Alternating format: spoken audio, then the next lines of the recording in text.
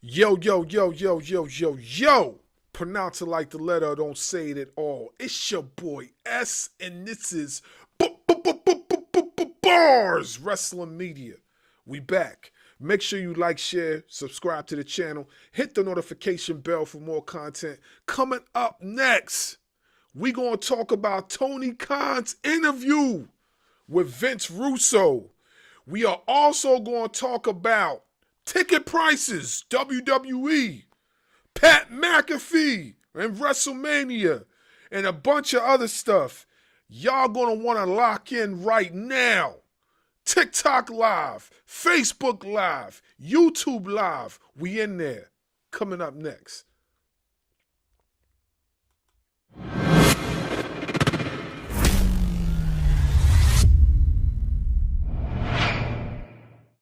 Back at the office early, levels are clean, arrangements locked. This is the one that's going to set the tone. Every section tells a story. That drop in the hook, hit it perfect. We built Escott Barz as a home for fearless music, and that means every detail matters. Escott Barz LLC. The home for fearless media. S. Got Barz LLC.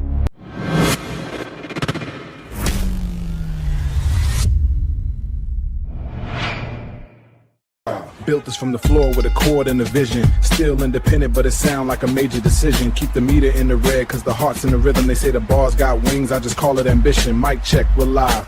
Topic of the day, storytelling in the ring. Let's break it down and see why it matters. Barz Wrestling Media.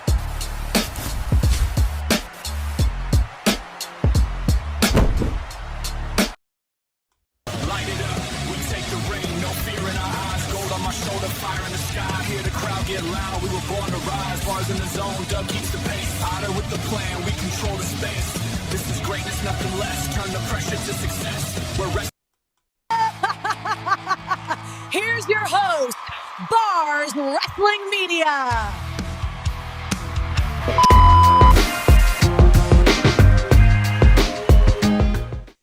We back. Make sure you like, share, subscribe to the channel. Hit the notification bell for more content. My bad, folks. You know how technology is. You know what I mean? Trying to run this. I got the big screen in front of me, then I got this small screen in front of me right here. So I'm doing two jobs at once. My apologies, but we in here now. We good to go. All right. What's good with you, panel? Let's get these likes up. Let's get these shares up. Let's get this whole thing flooded. And we going to start it off. What is going on, folks? Let's do a check-in real quick. Mr. Allen, how's everything going? Everything's going good. That's cool. That's cool. That's cool. That's cool. That's cool. Any big events coming up? May 9th, we have a new show coming up called Pedals and Pile Drivers. Okay. Right now we have 5 matches announced. There may be, because of this TNA thing going on, we may have to do a little bit of changes because I'm not sure if we're going to be able to get Moose to come on or not. So working on that. Yeah. We're gonna definitely discuss that because that is crazy. That is crazy. And I spoke to Dub about this whole situation too. And he brought up some interesting, something interesting that I really wasn't even thinking about. So I think that's going to be the first thing we're going to tackle as far as the topics of discussion for today. We're going to talk about that for sure. Yeah. Cool. Yeah. Marshall, what's going on, bro?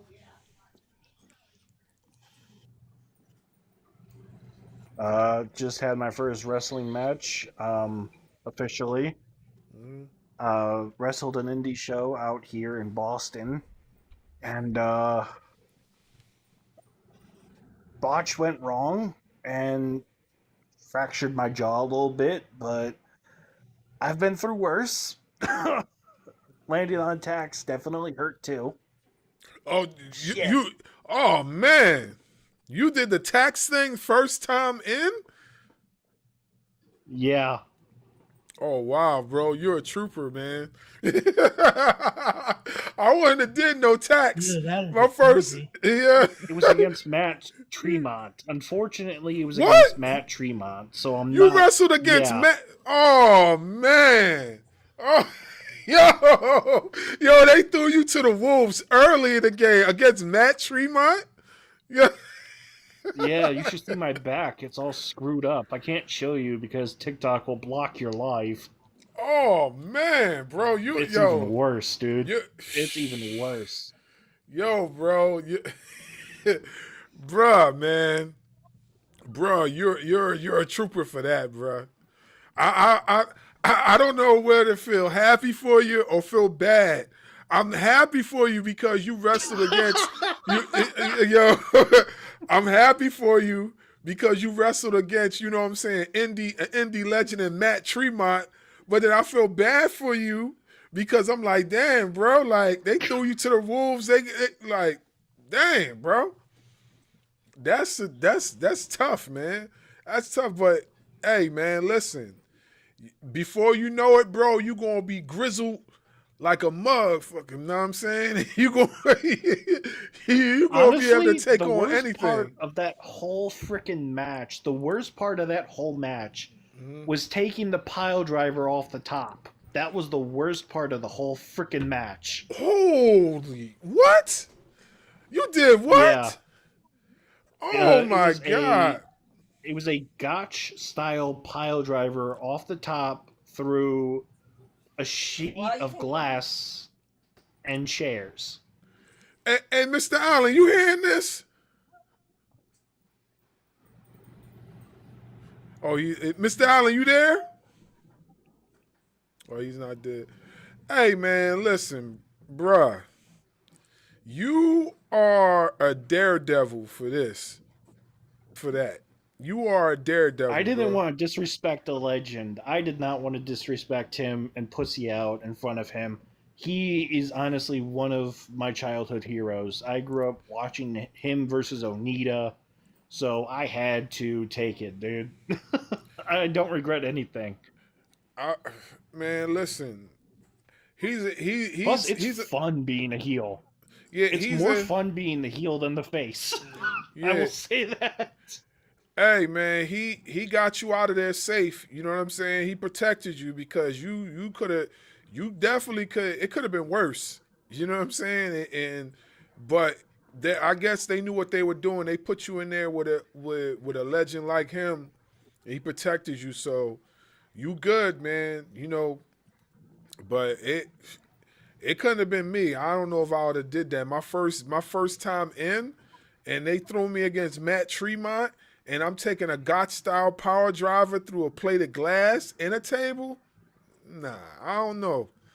I don't know if my wife would be too happy it wasn't with a that. table. It was through 2 steel chairs. Okay, It was a Gotch-style pile driver with glass on top of the chairs. That that's was even the worst worse. part of the whole freaking match. That's even worse because at least the table gives way. At least the table gives way. You know what I'm saying? Chairs don't got no give. They don't got no give, man. I know. Phew, boy. You should have seen how hard Matt threw that chair at my head. He threw that chair like I owed him money. Oh, It my hurt God. so freaking bad, bro. Damn, boy. Ugh. But at least I have a good story to tell, so Yeah, there's that. You know, well, you Plus, young I got man. an Arby's gift card, so I don't really care. Yeah, you're young, so you know me. I couldn't take it, man. Not my first day in. You throwing me to the wolves like that. Oh, you know what I mean. Have me It rethinking could my have been life worse. choices. It could have been with Nick Gage. Oh yeah, it could It have could have been with Nick Gage, and I would have died. I could have unalived I could have been unalived, dude. Nick Gage is one of the craziest dudes I've ever heard of. Yeah, I seen Nick Gage live a few years ago, and yeah, he does some crazy stuff. Yeah, so Sorry to take up the whole show, but I just wanted to get that out of the way. nah, man. Other than that, man, congrats, bro. Like I'm happy for you, man. I'm just like I'm glad you good. You know, cause safety wise, that's important. You good. You know what I mean? You gotta think about your life, bro. You gotta think about your kid, your girl, everything, bro. Cause, whoo, boy, man. The worst part was my wife was actually there in the front row to see everything that happened. Oh man, yeah. My wife wouldn't be able to take it. She wouldn't be able to Dude, take it. She already has anxiety issues as it is, and seeing something like that happen to me, yeah, she would have flipped out. She probably would have jumped over the guardrail herself and helped me. I keep telling, bro, we Nigerians is different, man. Yo, so she probably would have, if she would have jumped up, she'd have been in her accent, she would have jumped over. She would have been having that. Yo, see, and she would have been. She would have told the kids to stay right there. She would have jumped over the guardrail, man. My wife do got some screws honestly, loose, man. I think the best part of the whole match was honestly Tremont actually did the one thing I never thought he would do for a new guy like me who's only been training for about 2 years. Mm-hmm. And he actually, after the match, you could see me covered in blood and everything. And Tremont walks over to my wife and whispers in her ear, "I'm sorry for what happened, but Oh, okay. a job is a job." She was in tears the entire time I was on the ground, just bleeding out. But I believe she's still it. with me. I believe it. I believe it. I believe it. All right. Yeah, so all right, so while we I hear something real quick. I gotta go check on something real quick. I apologize. So all right, Marshall, you can start off the conversation real quick. Let me go over here and see what's going on. I want to start off the conversation with the whole Tony Khan interview with Jonathan Coachman and Tony Khan and Vince Russo and whatnot. So I know Chad didn't get a chance to talk. I know OTR didn't get a chance to talk. BJ didn't get a chance to talk. So you can start off the conversation. I'm going to put you up on the big screen real quick. Let me go see what's going on because I hear some chirping from my kids. So let me go find out what's going on. So I'm going to put you on the big screen real quick, and then I'll be right back. All right, so you can go ahead and lock in. I'll be right back. Give me 1 second.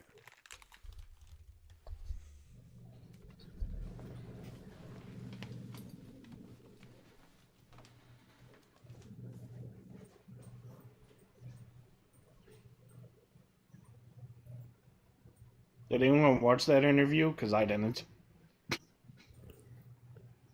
Join the club, neither did I.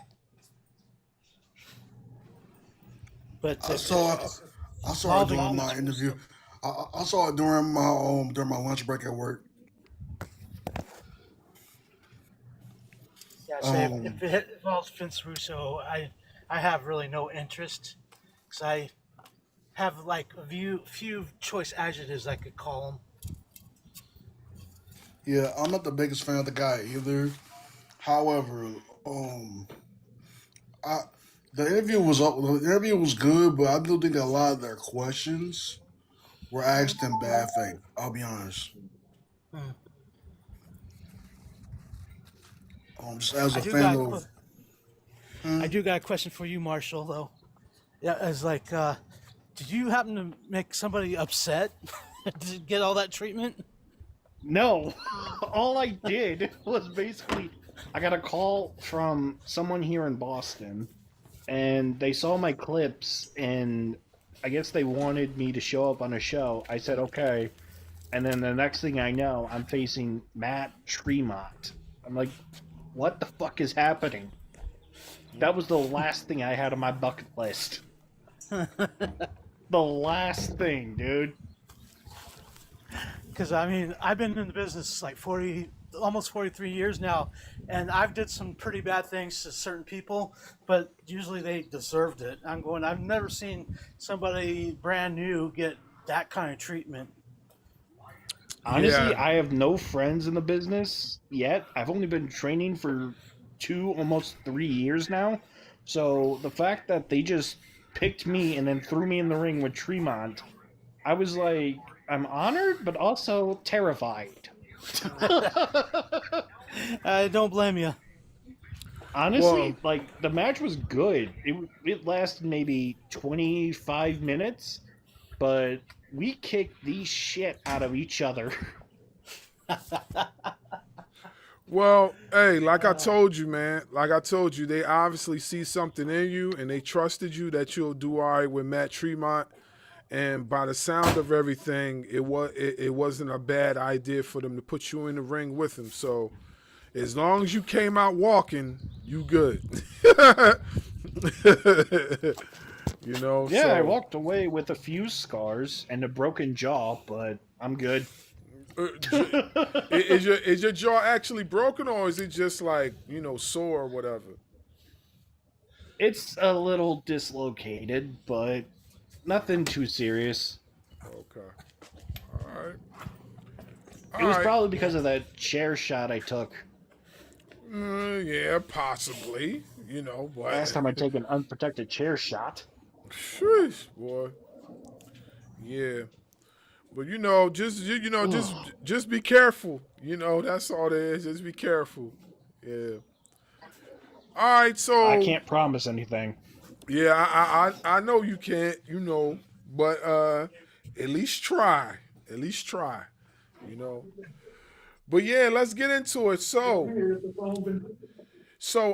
Tony Khan recently was on the Jonathan Coachman and Vince Russo show. I forgot the name. So did anybody watch The that Coach and interview? Bro show. Yeah, the Coach and Bro. Yeah. So did I anybody watch did. the interview? What you think? I watched it.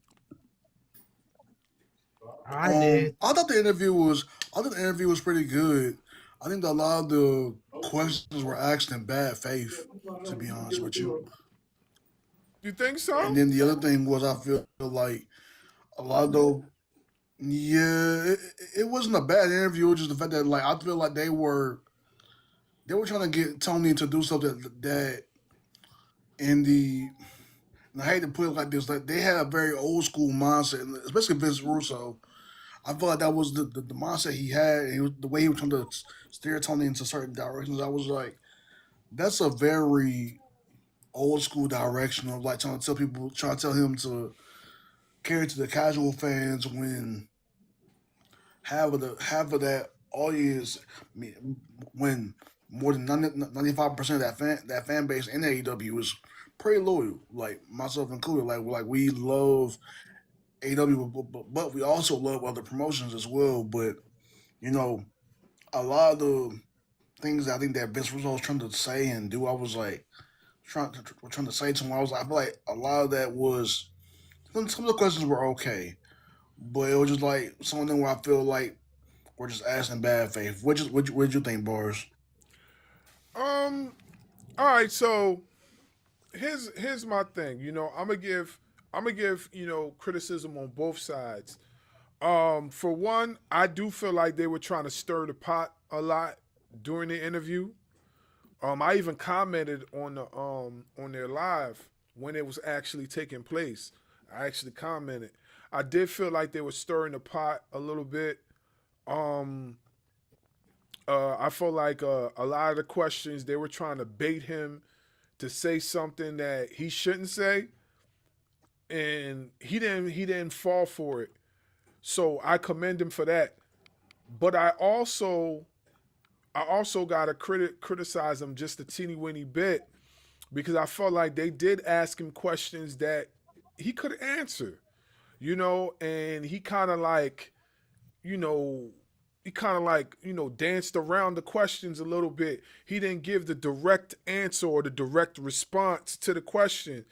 It was always referring to one other wrestler and then lead into the question. And by the time he got to the question, you know what I'm saying, they were ready to go to the next one.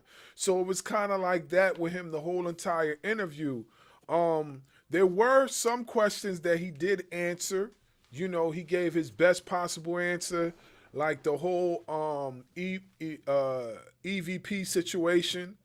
He gave the best possible answer. I do still think that he could have gave a better answer than the best, but for him, that was the best possible answer. But if it was somebody like me, I would have just told them straight up, like, this is what it is. But I don't think he actually did that. You know what I'm saying? He kind of danced around it a little bit. You know, so that did annoy me a bit. I know after the interview with him when he left, they were still on the live. So then they were talking about how Jonathan Coachman gave Vince Russo a written out itinerary of what he wanted Vince to say, because he didn't want Vince Russo to scare him off, which I don't think Tony Khan would have got scared off by any means, but he kind of wanted Vince Russo to stay to this constructed way of interviewing because of his interview experience. That's what he was trying to get Vince Russo to do, you know, and Vince Russo did that for the most part. You know, do they have an old school mentality? Yeah, but I do feel like some of the stuff that they were telling him was for him to, you know, for him to boost the company up and be better. I don't think anything that they said, except for a few things, might have been stirring the pot. But you know, for the most part, they did something that we do in counseling, and it's called motivational interviewing. Like, you know, you give props to a person, you compliment them on their accomplishments, in hopes that when they talk back to you, they give you know what I'm saying, you're basically boosting up their self-esteem in order to get something back. That's kind of what they did. You know what I'm saying? So like I didn't see too much I didn't sense really any type of malicious type of way that they were talking, which was surprising because I thought they were going to really try to get at him, but they didn't do that. And you know, and another thing, I like how Tony Khan stood his ground. Like he didn't get baited into nothing. They tried to bait him a lot, and he didn't get baited into much of anything. He stood his ground. He did what he's supposed to do as the owner of the promotion. He stood his ground. So other than that, I don't think it was a bad. It wasn't a bad interview. When they asked him about the whole Shane McMahon thing, I felt he could have gave more of a logical answer. He kind of danced around that too. I don't think those two would meet like that and not actually talk about doing something. You know what I'm saying? As far as linking up with one another. You know what I'm saying? Like I don't think they will do that. So I feel like there was a lot more going on with him and Shane McMahon than what he's perceiving. But nobody will ever know that unless you were inside that room. You know what I'm saying? So he didn't really give much to that, you know, but he definitely said that the whole Shane McMahon thing was real. So Yeah, I mean it's the same thing with like I when they asked him the question about him coming at WWE a lot more, and like I was like, okay, that felt like the real gotcha moment. I was like, Vince, now you know how AEW rolls, and they're not gonna really do too much of that. I mean, MJF will like occasionally drop certain things, and he'll talk about certain things, but I don't really see them needing to do that. And the other thing is, I think that as a wrestling fan, I think that a lot of times we want things to be a certain way. We want alternatives, but we don't want. I think we want an alternative on our own terms, where like things are mentioned on TV and things of that nature. I'm like, well, AEW is the best when they're focused on themselves and not focusing on what's going on the other program. And that's what is best for them, in my personal opinion. Yeah, I mean, you're right. You're right. What's best for them right now is to focus on their own programming. Um, when you saying focus on their own program, the part that you're talking about is when they was like, this probably is the best time for you to like, go after WWE. Do this, do that, and he didn't bite Yeah, into that. that's exactly what I'm talking about. Yeah, he didn't bite into that too much. He didn't bite into that. He didn't really go into that. Um my opinion with that is this. You know, if Tony Khan's promotion was the type of promotion where he was able to like manage his promotion and keep everything intact and focus on trying to take out WWE, I would say do it. You know what I mean? Because like right now would be the best time to do so because they're very vulnerable at the moment. But at the same time, like when Tony Khan was taking shots at WWE, the product was at its lowest. You know what I'm saying? It wasn't bad, but it wasn't as good as it is right now. You know what I mean? And I felt like that's Yeah, because he don't have the experience to micromanage both. It's either one or the other, and I think that's correct. what the problem is, you know. Um Anybody else got any Yeah, opinions? Go ahead. You got something else to say? Go ahead.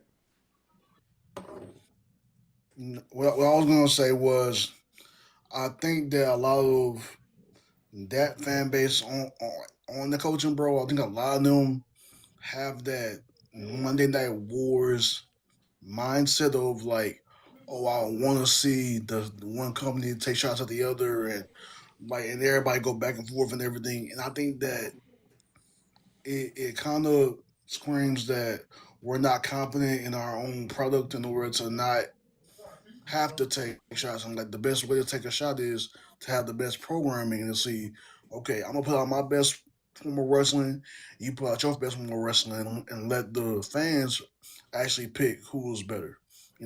That's what I always think of. Yeah, I understand. I understand. I hear you. I hear you.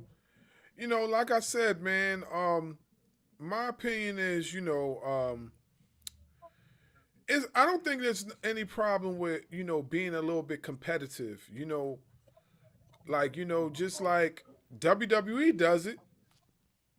You know what I mean? And right after we get everybody else to talk about this topic, it's going to lead right into the next topic. So, Mr. Allen, what's your thoughts on this?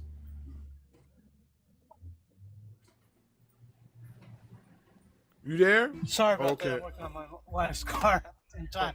Okay. I'll be honest. I didn't really watch the interview, and the reason why I think Vince Russo is a huge ass.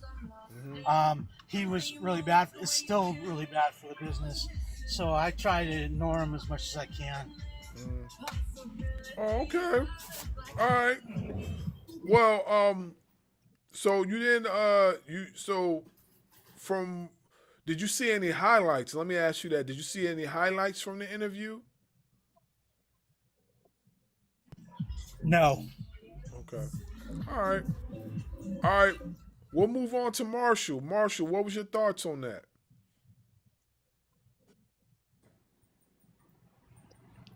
Personally, I'm not the biggest fan of Vince Russo because of the way he talks crap about AEW. Mhm. But honestly, speaking as a talent, if Tony Khan is okay with going on a podcast with a dude that basically ran WCW into the freaking mud. I'm gonna do my best not to curse as much today. Um, then sure, do what you want, Tony. It's your life, whatever. But my father taught me that if a wrestling promotion is going to talk crap about another wrestling promotion, I get it, it's competition and all that crap and yada, yada, yada. But I personally think throwing shots is a kindergarten move, pretty much. It's a little kid move. Like you're just throwing random jabs at another company for no reason.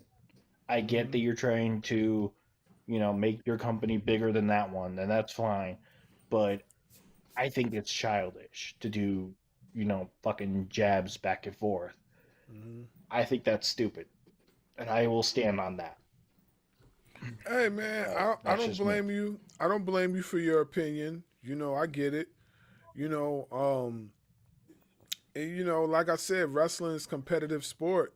You know, and you got two of the biggest promotions going head to head every single week. For ratings, viewership, all that type of stuff. So I get it. I understand. I understand totally. Chad, what's your what do you think about the interview between Tony Khan, Jonathan Coachman, and Vince Russo? What do I think about it? Yeah. I Well, uh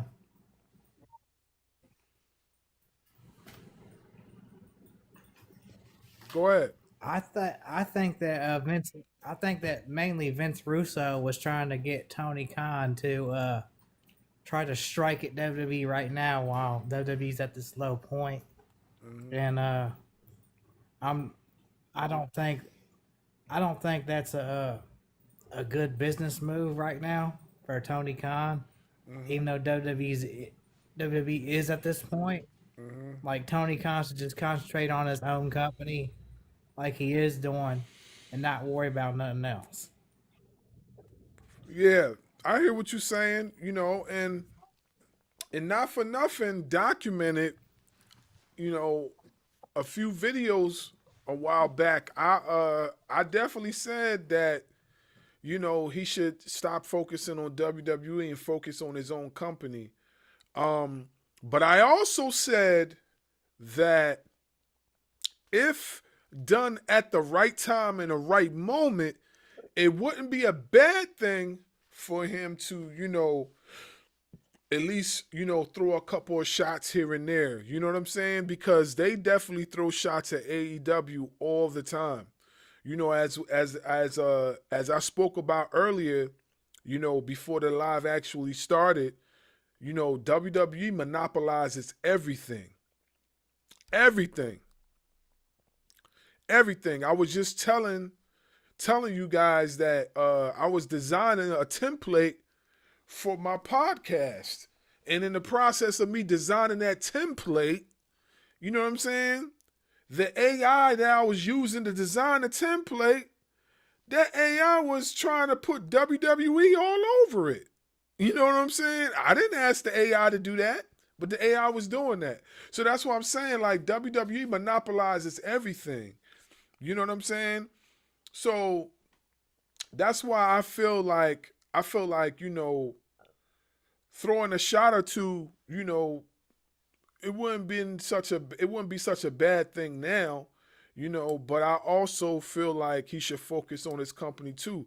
But we all seen what happened last time when he put so much emphasis into, throwing shots at WWE and what took place. You know what I'm saying? So I get it. I get it. But a lot of people commented on the interview and they ain't even like the interview like that. I seen a lot of comments about the interview. They saying they didn't like the interview. Mainly because Tony Khan didn't take the bait and answer the questions that they wanted him to answer. Or answer it the way they wanted him to answer it. He didn't bait. He didn't take the bait. So it is what it is. It is what it is, So if you haven't watched the interview, watch the interview with Tony Khan and Jonathan Coachman and Vince Russo, and comment your thoughts. When we drop this episode of Barz Wrestling Media, comment your thoughts. Let us know what you think. Moving along, and this goes right into the next topic. So, speaking of WWE, right? WWE, because it is WWE that's doing it, let's be for real, is keeping TNA stars from wrestling AEW stars in other promotions, or wrestling, doing anything that has AEW star in it. They're blocking them for doing it. They sent it down to TNA. They said, you can't work with these individual people. So, what do you guys think of that? Anybody could go first. Somebody tell me something. What's up? Personally, I think the WWE, like, I get where they're coming from like a business standpoint. Like, they don't want their wrestlers wrestling with, an opposite promotion. But at the same time, like, WWE needs to get this through their heads that wrestlers are going to wrestle wherever the hell they want. Look at Matt Cardona after he was fired. He wrestled pretty much everywhere. Everywhere. And, like, you have to understand, before they were signed to WWE, to TNA, to AEW, they were independent contracted first. Born and raised on the indies. They were never born and raised in WWE. Now that they have NXT and Evolve and all the other stuff, yeah, sure, you can make them that. Nowadays, what WWE pulled with TNA, I find that to be complete bullshit. Because I was looking forward to Leon Slater versus Ricochet. That would have been a banger. Are you kidding me? Yeah. That would have burned the fucking house down. Yeah. That was crazy. That hurt so much, seeing my boy Leon not being able to face Ricochet. Dude, we would have been able to get match of the freaking decade. Are you joking? Yeah. You took that away from us. All because your fragile little egos got hurt. Are you kidding me? I would expect Vince to pull that shit. I don't know who's pulling the strings behind the scenes at WWE.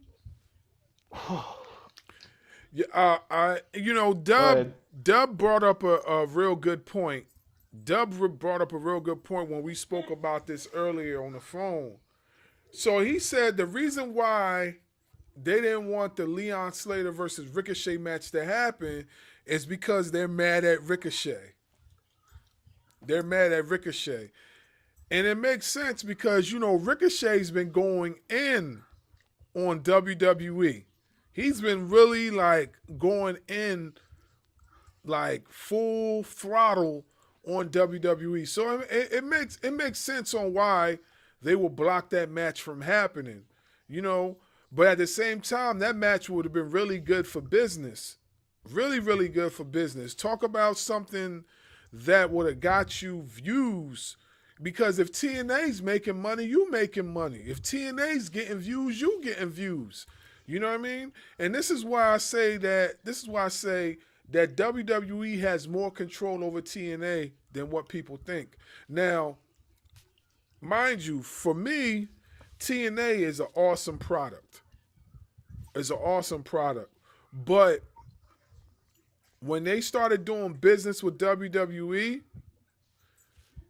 it kind of, you know what that type of tie-in is going to come with. WWE got to have control over everything.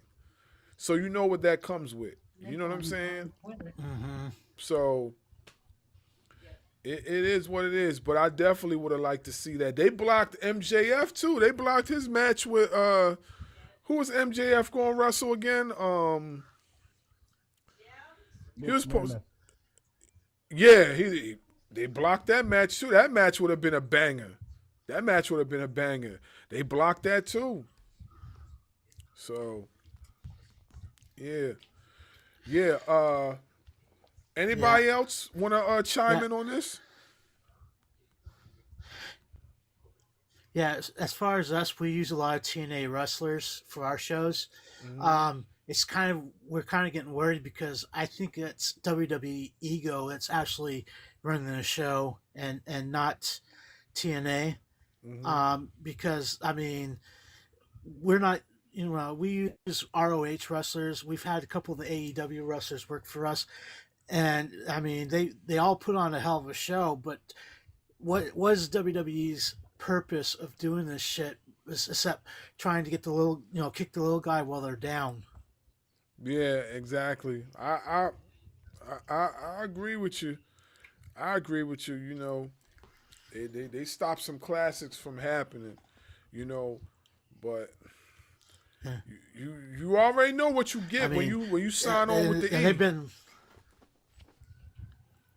Yeah, and they've been that way for a long while. I think that this whole attitude thing with them started when they bought out WCW. They just got too big for their britches and just gotten worse over the years. Yeah, I hear you. So moving along, right? Pat McAfee and this whole WrestleMania thing. What is y'all thoughts on that? Anybody can tap in and start and go first. Bullshit, if you ask me. Because Pat doesn't need to be in the main event. He doesn't need...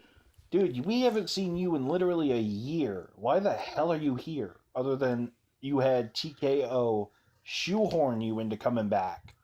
Because, what? You couldn't get enough views on your freaking podcast or whatever, so you had to come over to WWE to get more views or to get more watchers? Pat, you're a retired punter for the NFL, okay? Nobody cares what you do at this point. Nobody cares. You've been retired for how long now? And you haven't been involved with anything. Your matches in NXT were good, sure, whatever. But in ring, and I can say this because I got the hell kicked out of me, you are basically the James Ellsworth of celebrities, if you ask me. You are basically that. That is the only way I can describe him. Did you say James Ellsworth? Straight up, bro. That's the only way I can describe him. Wow, Yes, that's kind of harsh, isn't it? That's being polite. James Ellsworth, Alberto Del Rio. Well, at least Alberto Del Rio got some sort of pedigree behind his wrestling prestige. Even though I know he's not the best example at the moment, but at least he got something. You said James Ellsworth? Dang. Yes, Pat McAfee has done nothing within WWE. Sure, he's put on a few banger matches here and there. But guess what? Other than that, he has not done anything to help lift the company. If anything, he's been a leech off the company, if you ask me. His commentary is not that great. I'll be real. His commentary on Raw during, what was it? When Raw first went to Netflix, right? Oh my God, shut up. Nobody cares, Pat. Nobody cares, dude. And honestly, he hasn't been entertaining since he left NXT. Since he started the feud with the Undisputed Era. I'm sorry if it seems like we're going on a rant. I cannot stand this angle. It pisses me off. You could have picked anybody else on the roster. Anybody else on the roster, dude. You have how many people down in NXT right now? A lot of people. You could have picked Miles Bourne. You could have picked Ricky Saints. You could have picked Ethan Page, Joe Hendry. Well, I did mention what's that Miles one dude's Bourne. name? What dude? Yeah. I would have been cool with Miles Bourne because Miles gets compared to Randy Orton so much to the point where it's like you could have made him like your kayfabe son.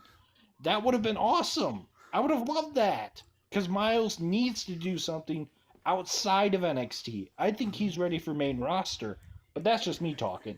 Sorry. sorry if it seems like I'm going on a rant. It just really pisses me off that they brought in Pat McAfee for this fucking angle. Yeah. Yeah, and apparently, there's more to come on what they're trying to do. My thing was when he said that McAfee's like the next action star, I was like, how? I was like, how? What does he do? Like, my thing is this. Make it make sense to me. Make it make sense. What significance is he going to add to the WrestleMania main event? That's my whole thing. What significance is he going to add? Is it going to be something that we all going to enjoy? Like, what is he doing? What is he putting in place for WrestleMania that it has to be him? And it couldn't have been somebody else. That's my whole thing. Chad, what's your thoughts on this?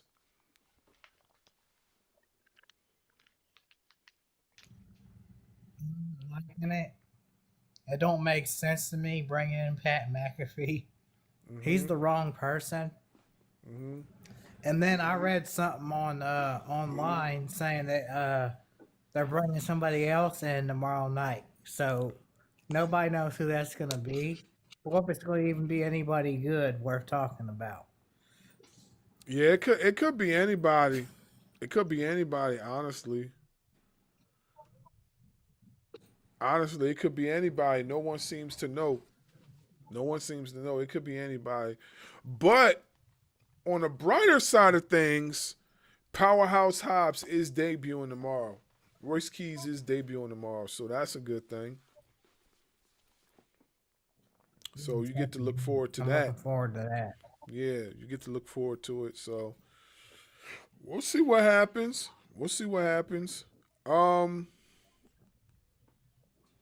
He's probably just going to be in a feud with Kit Wilson, knowing how WWE books people. Yeah. True. Very true. Yeah, that's pretty true. Like Kip Wilson's been getting a lot of reps. Kip Wilson is like the new Brooklyn Brawler right now. Like he's working matches and getting tossed all over the place. So that's what they're doing. No, you know who he reminds me of? I don't know if you guys are going to remember this wrestler or not. Who remembers Adam Rose? I remember Adam Rose. God, I do. I remember Adam Rose. Have you seen him recently? He's Kit jacked Wilson now. is pretty much the Adam Rose of this generation. I will say this now. Kit Wilson is the Adam Rose of this generation. I could say that. I've said it. Yeah, I could say that. Yeah, I believe that. He is an Adam Rose. But have you seen Adam Rose recently? Adam Rose is jacked now.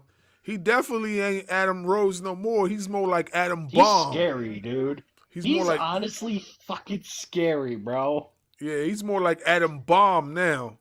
Cause dude, I don't know what dude was eating protein for like the last 5-6 years, and he just gotten big and jacked up. So like he ain't looking like Adam Rose no more. He's looking more like Adam Bomb. Or is he retired now? Huh? What'd you say?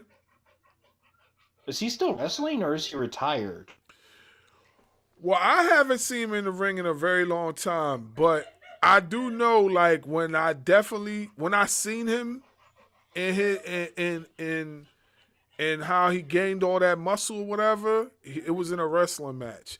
I didn't even recognize it was him until I looked at his face, and I was like, yo, he looks familiar. And then they mentioned who he was before, and then I was like, what? I was like, this ain't the same guy. And then I looked it up. It was like, yeah, they had other pictures online. So he just gained weight.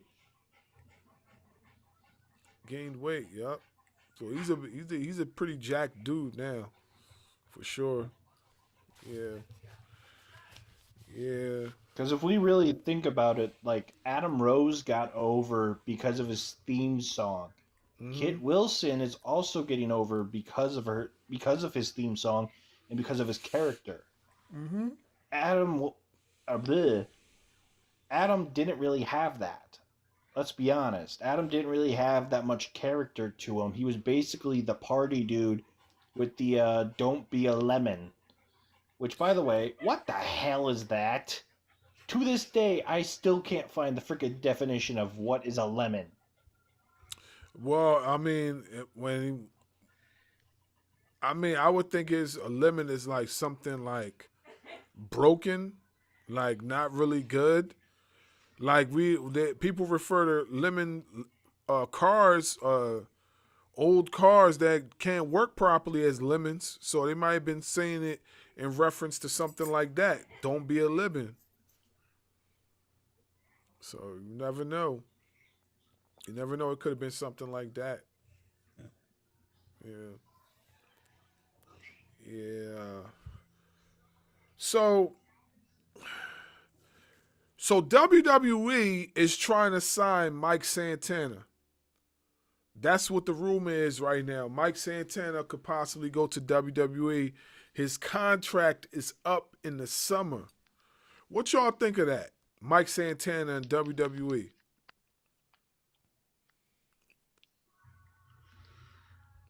I would say if they do sign him and don't put him in the main roster right away, they're wasting a great talent. Yeah, I don't think he should Yeah, spend because much time Mike in Santana, NXT. I've been watching him for years. Yeah, yeah. I don't think he should. I've been watching him for years, and if they put him in NXT, go ahead. No, I was just gonna say I don't feel like he should. He should go to NXT. I feel like he should go up to the main roster. But I do understand if they put him in NXT, I do get why. But I don't think he should go to NXT. But I do get why if they do put him in NXT first. Yeah. Yeah. What about Let's you, be honest. They're going to put him in NXT if they do decide to sign him. If they do decide to sign Mike Santana, I think he needs to go right to the main roster. Put him on Raw. Put him on SmackDown. We need more main event talent on Monday Night Raw than we do on SmackDown. Let's be honest, because you have main event talent over on SmackDown. You have Jacob Fatu. You have Drew McIntyre. You have all those other guys. Raw is the same people every freaking week, dude. It's every week.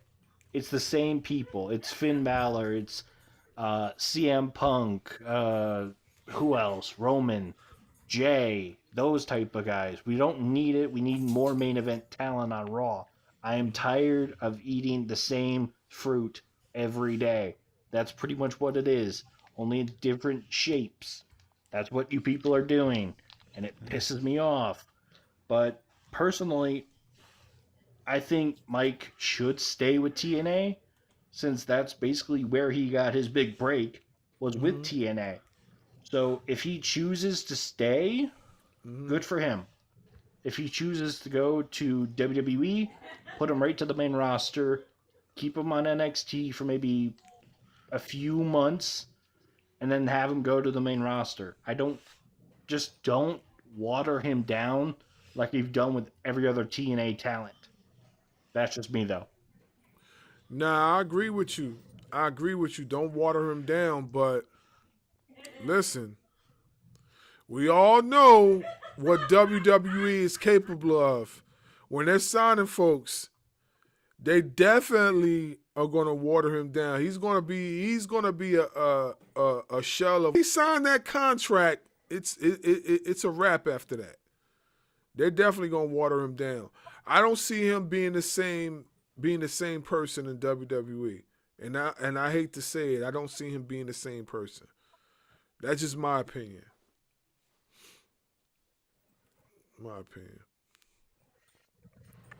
Yeah, I would say because when he worked with AEW, he started off great, but AEW just blew it with his character.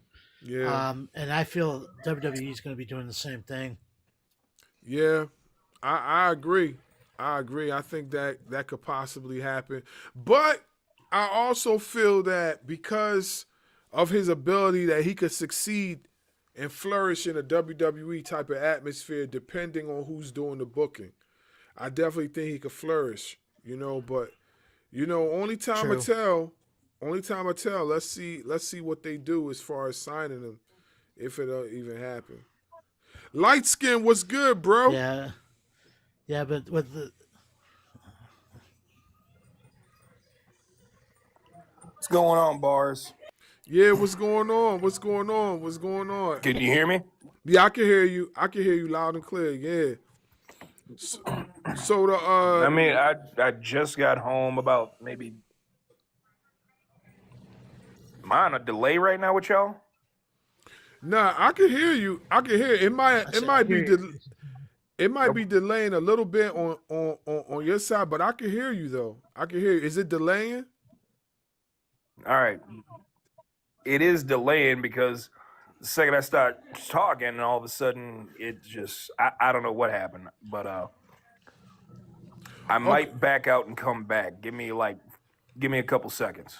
Okay, all right, no problem.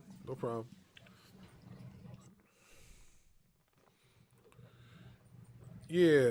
So I mean, like I said, man, I could see WWE doing right by Mike Santana, especially with the promo that he cut. I think it was last year he cut that promo on NXT, and it was pretty good. So I think he could do something well on WWE television. You know, being he gets under the right. He gets under the right type of character change. I think he could do something pretty good, you know. But at the same time, too, you know, WWE have their ways, so they might have a different plan for him, you know, if he does sign with the E, you know. But I want to get Light Skin's opinion on this. Did you watch the Vince Russo and Jonathan Coachman interview with Tony Khan? I caught bits and pieces of it. Okay.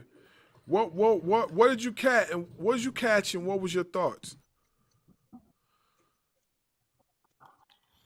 I mean, Tony pretty much conducted himself like how he's been in prior interviews of, I want to say, the last year and a half, 2 years, you know, basically leaving anything on the competition alone and only speaking about business that he's only familiar with, which is AEW, and that's perfect. You know, I do think that Vince Russo and Coach were trying to goad him into possibly crashing out or goad him into saying something, you know, which is what the media tries to do, you know. But TK had a great media presence and great media savvy to actually conduct himself in a way that was professional and a way that not, you know, I don't think a whole lot of people were expecting him to be, even though a lot of the opinions on Tony Khan are pretty much set in their ways. No, I hear what you're saying 100%. I definitely feel, and I mentioned this before you came on, I definitely feel that they were trying to bait him into saying something he shouldn't say. I 100% agree with that. They were definitely stirring the pot. But I also feel too, like, during the interview, I feel like there were times where there were stuff that it was safe to answer, and he kind of just like, he long-winded the question. You know what I'm saying? And I do wish he answered certain things. I do wish he had did that. But at the same time too, you know, with the internet, you gotta be careful because these sound bites are crazy. You'll be making reference to one thing, and they the whole sound bite will make it seem like you making reference to something else. So I do understand, you know, him being cautious on his approach as well. But then again, that is pretty much the way that a lot of, you know, Tony Khan appearing on a podcast with Jonathan Coachman and Vince Russo, knowing that those guys have been very, very critical of a lot of the things that he has done over the past, that is pretty much the equivalent of a presidential Democratic candidate appearing on Fox News. And I know that's big to say because you don't necessarily see it, but that's pretty much the equivalent of it. And honestly, you're going to get that no matter who. Vince McMahon would do it all the time, would dance around questions. I understand that people want Tony Khan to answer specific things, but like you said, they are waiting for that soundbite. And any sort of soundbite, even if it's taken in the it don't matter what it is. It could be a 5-second soundbite. If it can be taken out of context in any way, people will get on the internet and run with it. Yeah, I definitely believe they would do that. And like throughout the interview, I could see him. He definitely was, trying, protecting his integrity You're on mute, as far as his promotion. He wasn't really trying to get baited into certain situations. And Barz? yeah, Can't hear you. huh? Oh, okay. I was on mute. I'm sorry. Yeah, I definitely feel like No problem. he was trying to be baited. They was trying to bait him into certain situations, saying certain things as far as like, getting him to crash out. He didn't crash out not once. What I found funny was, and if you guys watched the whole entire interview, even after he left, Coach had a written down itinerary that he wanted Vince Russo to use as far as the interview, because he felt that Russo was going to go off script and like get Tony Khan to say something that he wanted. So he felt like instead of trying to attack Tony Khan or allow Tony Khan to feel like he was being attacked, he felt like he wanted Vince Russo to read what was off of this paper that was sent. That's what he said. I mean, hey, sometimes Vince needs somebody to pretty much, babysit him and pretty much have him how to do his job. I mean, Vince McMahon did that for years, if you remember. Yeah. Because if the second Vince Russo comes off script, I mean, we've seen what happened with WCW.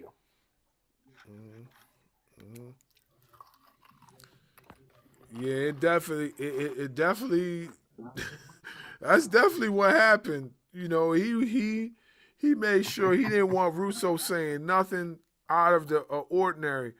But I was critical on both ends, but what I did like that Tony Khan did, though, I do like the fact that he stood his ground. He didn't allow himself to be baited into any situation or answer any question that he felt uncomfortable with. He didn't allow that to happen. Even when it was feeling like they were poking the bear, trying to get him to react, he didn't even react. He just killed them with kindness. That's exactly what he did. He killed them with kindness. He didn't react. It was like mostly complimenting them on what they did for the business, and them complimenting him back. Like I told the panel before you came on, they just used a motivational interviewing tactic. They just did that. So, excuse me.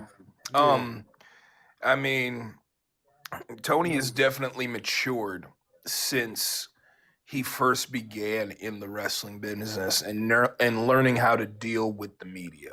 I mean, for the longest time, we knew that he was a part of the Khan family and that he was pretty much in charge of basically, running certain, sports franchises with the soccer league that he has over across the pond with the Jacksonville Jaguars.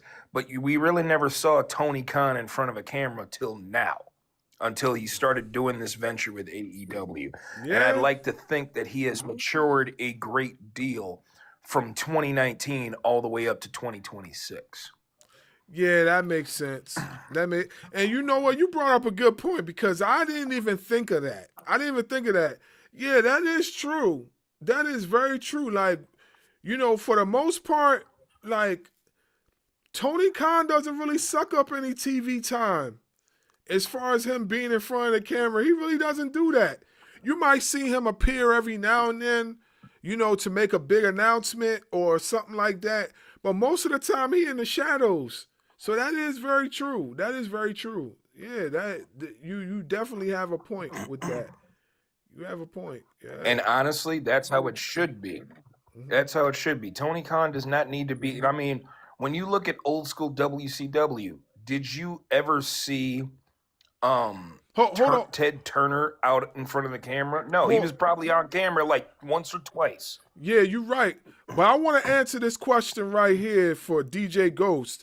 You're just new to the live, bro. We already went through when Vince told him to go after WWE. We just talked about that. If you came on to the live kind of late, we already mentioned that like 3 or 4 times.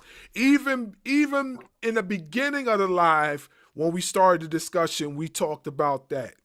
So we already addressed that. We addressed that. He definitely told him to go after WWE. You know what? And I'll address it here. He doesn't have to. Tony Khan does not have to. WWE is doing a good enough job pretty much keeping themselves in the media with all the negative PR stuff that they have going on right now. When it comes to ticket sales, when it comes to stories not making sense. I mean, WWE does not need help from AEW or Tony Khan to help them crumble. So, and Tony Khan answered it politely. He said, he answered it correctly. He basically said, hey, I'm just worried about my own business. And that's how it should be. Yeah, I agree. I agree.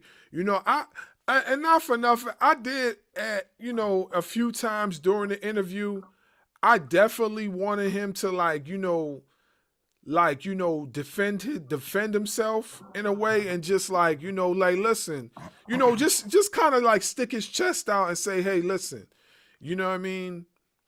Whatever, say something, but I also do understand too that it's important for him to focus on his company, because the last time that he tried to address WWE matters as far as them being the number one company, it didn't first of all, it didn't sit well with the fans, because it took the focus off of AEW and it put more focus on the two companies' rivalry and beefing, and it lacked in the content as far as AEW. So I do understand him taking himself out of that picture and just focusing in on what AEW got going on and nothing else but that. Well, think about it like this too, Barz. Had Tony Khan said something, had Tony Khan actually went after WWE, whether it be on that podcast or any other time, how do you think it would be received from wrestling fans and WWE fans and just like every single man? They would have a field day on the internet, calling Tony Khan a clown. They have been wanting Tony Khan to say something about WWE, especially since we're in WrestleMania season right now. Yeah. Don't even mention them. Don't even mention them. Just let them deal with their own. Like last year, AEW didn't say a word going into WrestleMania. They didn't have to, because WWE pretty much dug their own grave, so to speak. No, you're absolutely right. Can I jump in here real quick? Yeah, go ahead. So I just want to give my 2 cents about DJ's comment that he just posted. Triple H may not be there after this WrestleMania.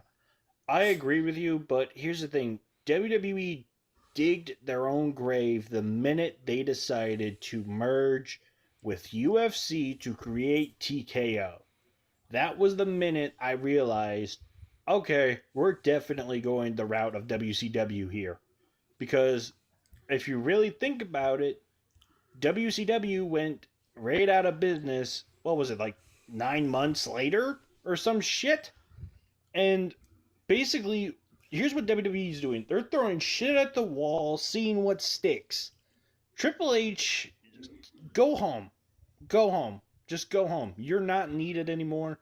At this point, Fucking have one of your kids run the company. I'm pretty sure one of your kids could run the company better than you are doing right now.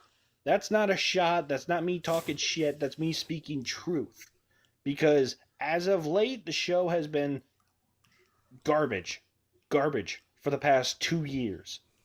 And I'm not a WWE hater.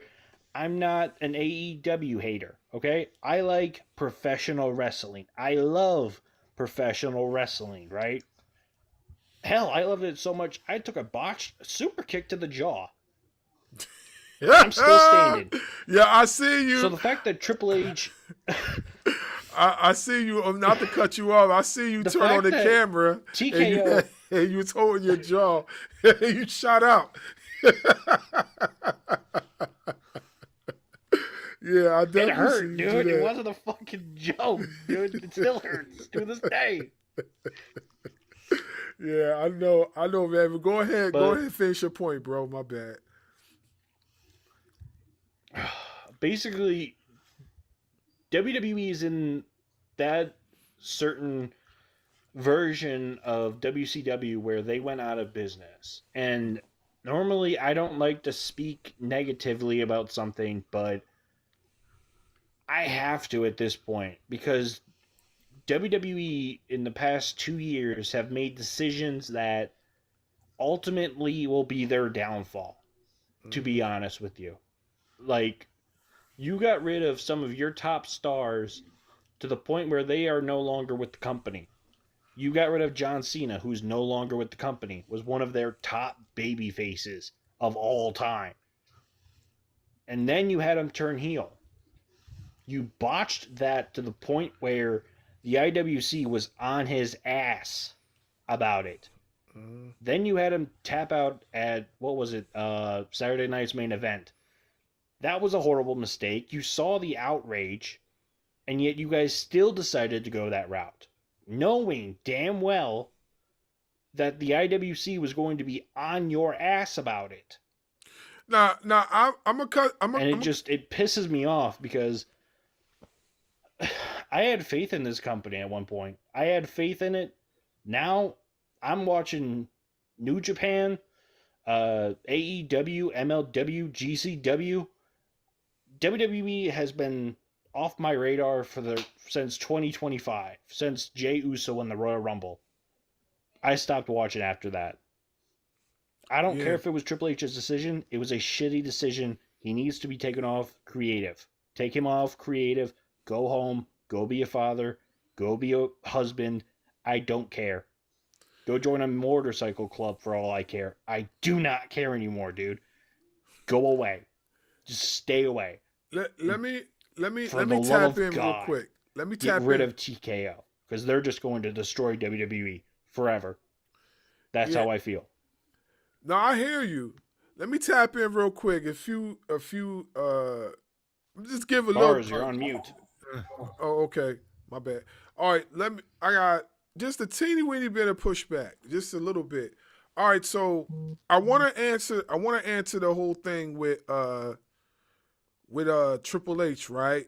So Triple H was on Cody's podcast, and they spoke about the whole thing with Vince McMahon still having creative pool while he was gone, which we at one point we were discussing that a lot in the TikTok spaces, because we kind of seen how the stories were being selected and based, and we kind of understood that this is Vince's doing, and he kind of admitted to that without saying it, but he kind of admitted to it because there was like a text message being floated around.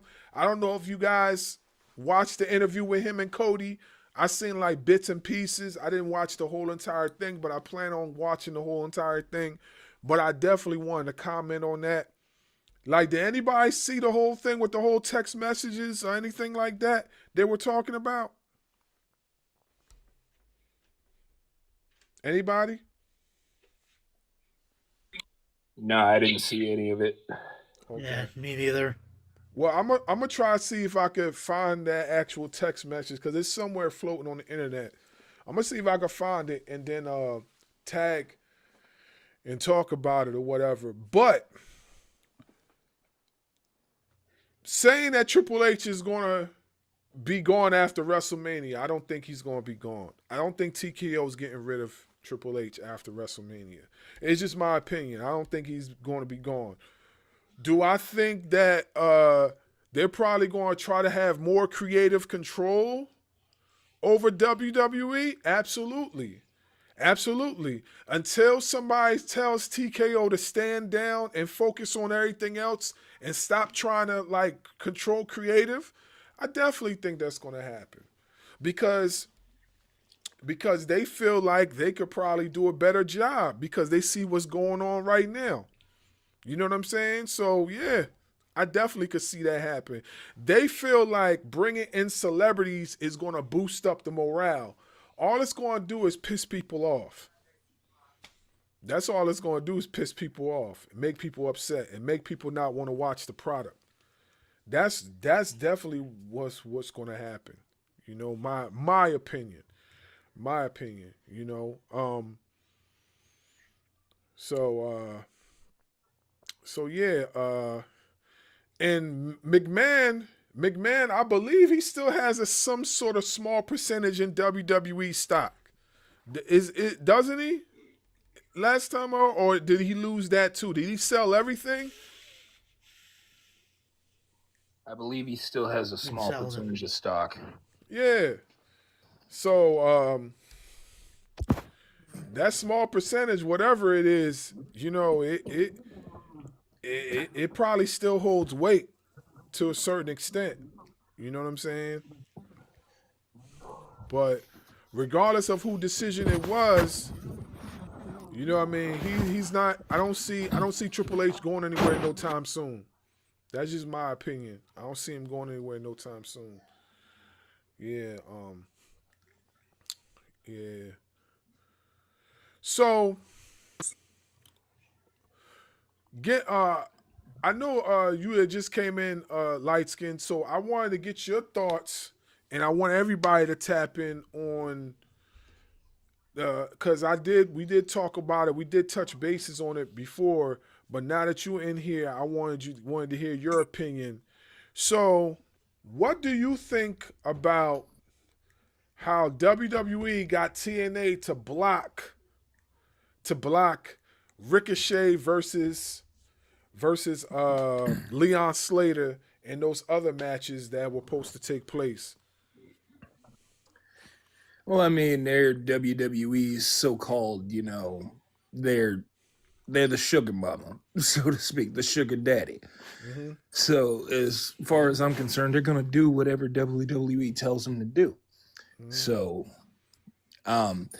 the thing that I tweeted this out earlier, put it up on my story on Instagram and anywhere else, where I basically said that it kind of baffles me that you guys would I understand it. Like, don't get me wrong. I understand it that, you know, you don't want your talent looking bad against AEW or any other independent wrestling talent.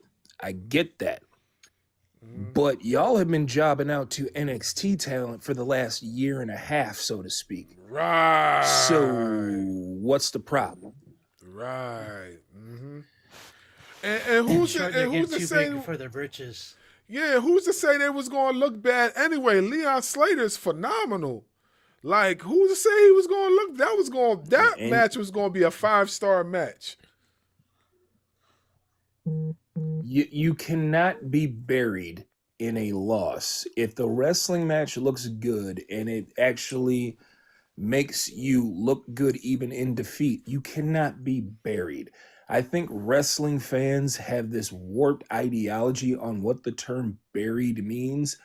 And I think they just need to get up off of that and just sit down and watch the match and really just be like, oh my God, this person looked good even though he still lost. Like Macho Man Randy Savage looked good in a loss against Ricky the Dragon Steamboat at WrestleMania 3. So how can you sit up here and say that Leon Slater is going to get buried just because he's facing Ricochet? No, Leon Slater could do some amazing things in a match with Ricochet. Mm-hmm. Sure. For sure. Yeah. I'm hearing something with my kids real quick. I'll be right back.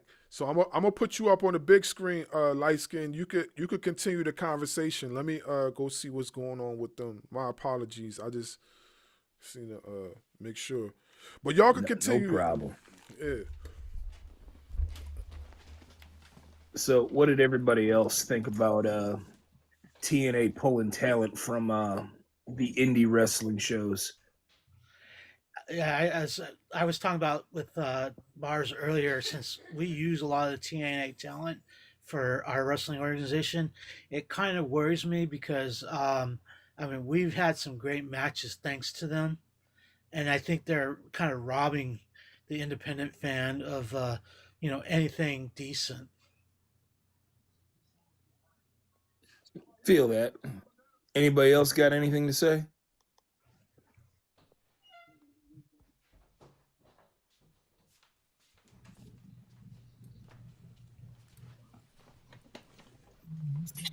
Chad, I seen you come off mute. I can barely hear you. Yeah.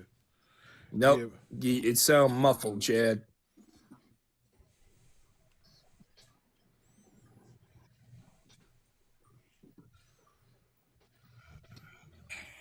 What I miss? What's going on? How you doing? We're just talking about how people what were your thoughts on TNA pulling their talent from the indie shows that were going to be taking place next week during Mania week?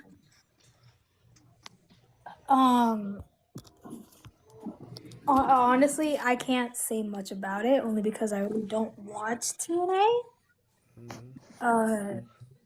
So I can't really put my opinion there, out there like that because I don't watch that product. I mean, no shot to them, but you're not the only one.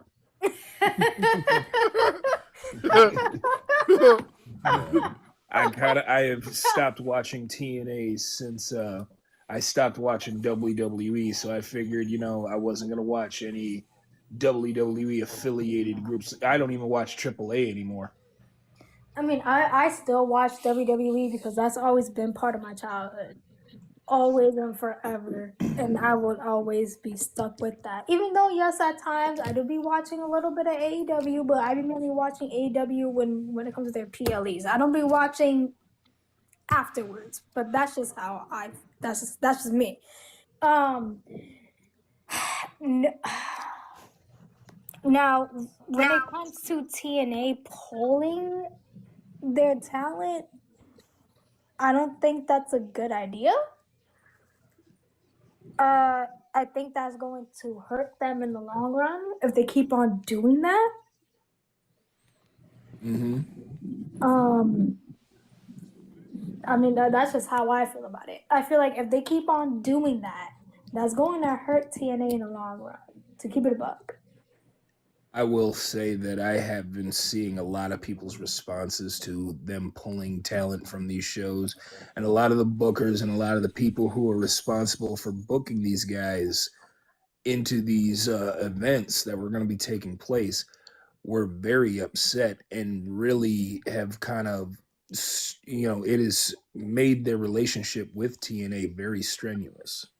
Right, because there's only there's only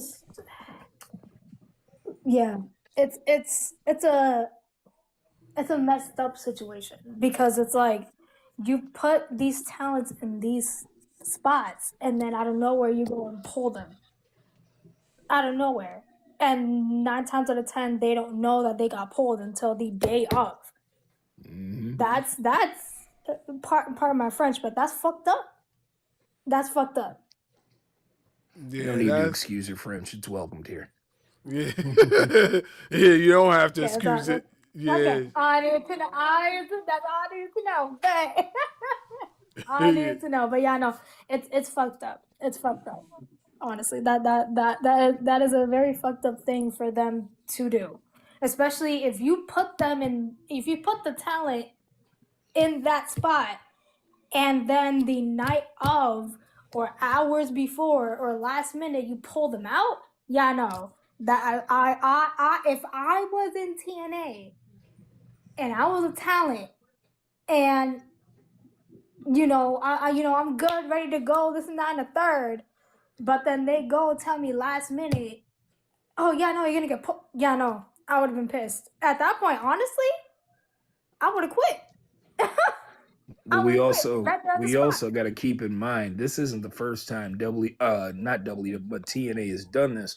Remember the night of John Cena's retirement tour, Leon Slater was supposed to do a show for Rev Pro, I believe, and they pulled him from that just to be a part of the John Cena retirement tour. That's Oh, I think I heard something like that. I did hear something like that. And the Leon Slater booking for Rev Pro was booked months in as early as last March. It was booked. Wow. That's when it was. And here we have TNA Talent where it was booked and everything was agreed upon about the finishes and all that other stuff, and then you pull them a week before the events. I don't know. It's very shady. Not only is it shady, but that leaves like a sour taste in my mouth. Mm-hmm. Like I don't no. You don't go and like you prepare the talent like months in advance, and then a week or a few days or an hour or like the day of, you go, hey, we're gonna pull this out because it's just not it ain't either it's not working out or it didn't go as we thought it would, even though it didn't. Like, bro, huh?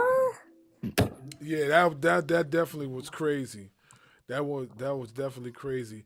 I want to excuse me. I want to take a minute to give a big shout out to Nasty Leroy. If y'all seen his video that he posted not too long ago, I think it was like 2-3 days ago, my man had an interaction with MJF. He had an interaction with MJF.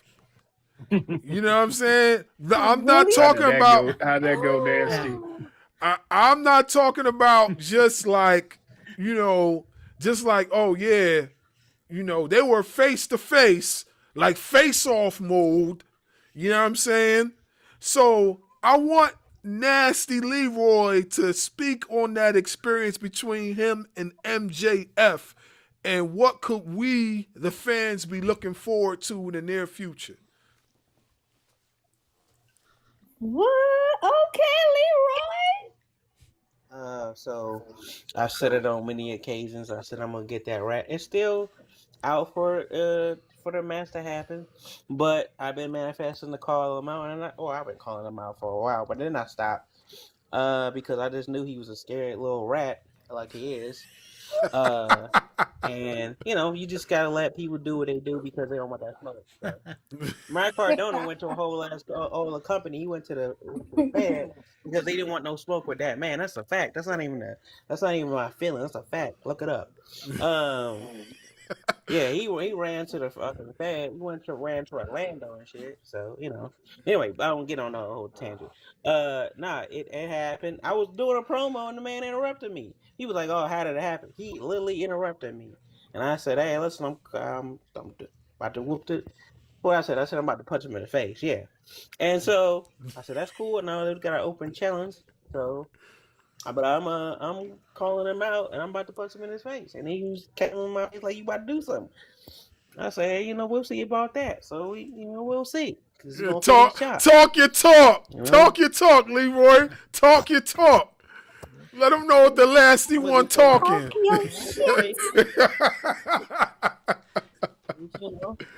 Yeah. I don't give a damn if you're the champion. I don't give a damn if you're world champion. You're going to get these world champion hands, okay? That's all you're going to get. Hey, Barz, can I say something real quick? Go ahead. Hey, Barz. Yeah, go ahead. Can I say something to Leroy real quick? Hey, Leroy, I've been in the business a long time, and I actually saw that video. I don't do this too often, but I marked out to that video, so great job. I appreciate it, man. Yeah, man, that was Appreciate it. That an means a awesome lot. job. I was souped up for you. I was like, I felt like I was in front of MJF. Like I was souped up for you. I was like, yeah, talk your talk, man. So yeah, man, that was dope, man. I'm happy for you, man. Like you deserve it, man. You know, keep doing your thing, man. And I think that's very important that as creators, we first and foremost we promote and support the indies. You know what I'm saying? Because let's be for real, without the indies, we're not getting the type of main eventers that we got right now. We're not getting that. They started in the indies.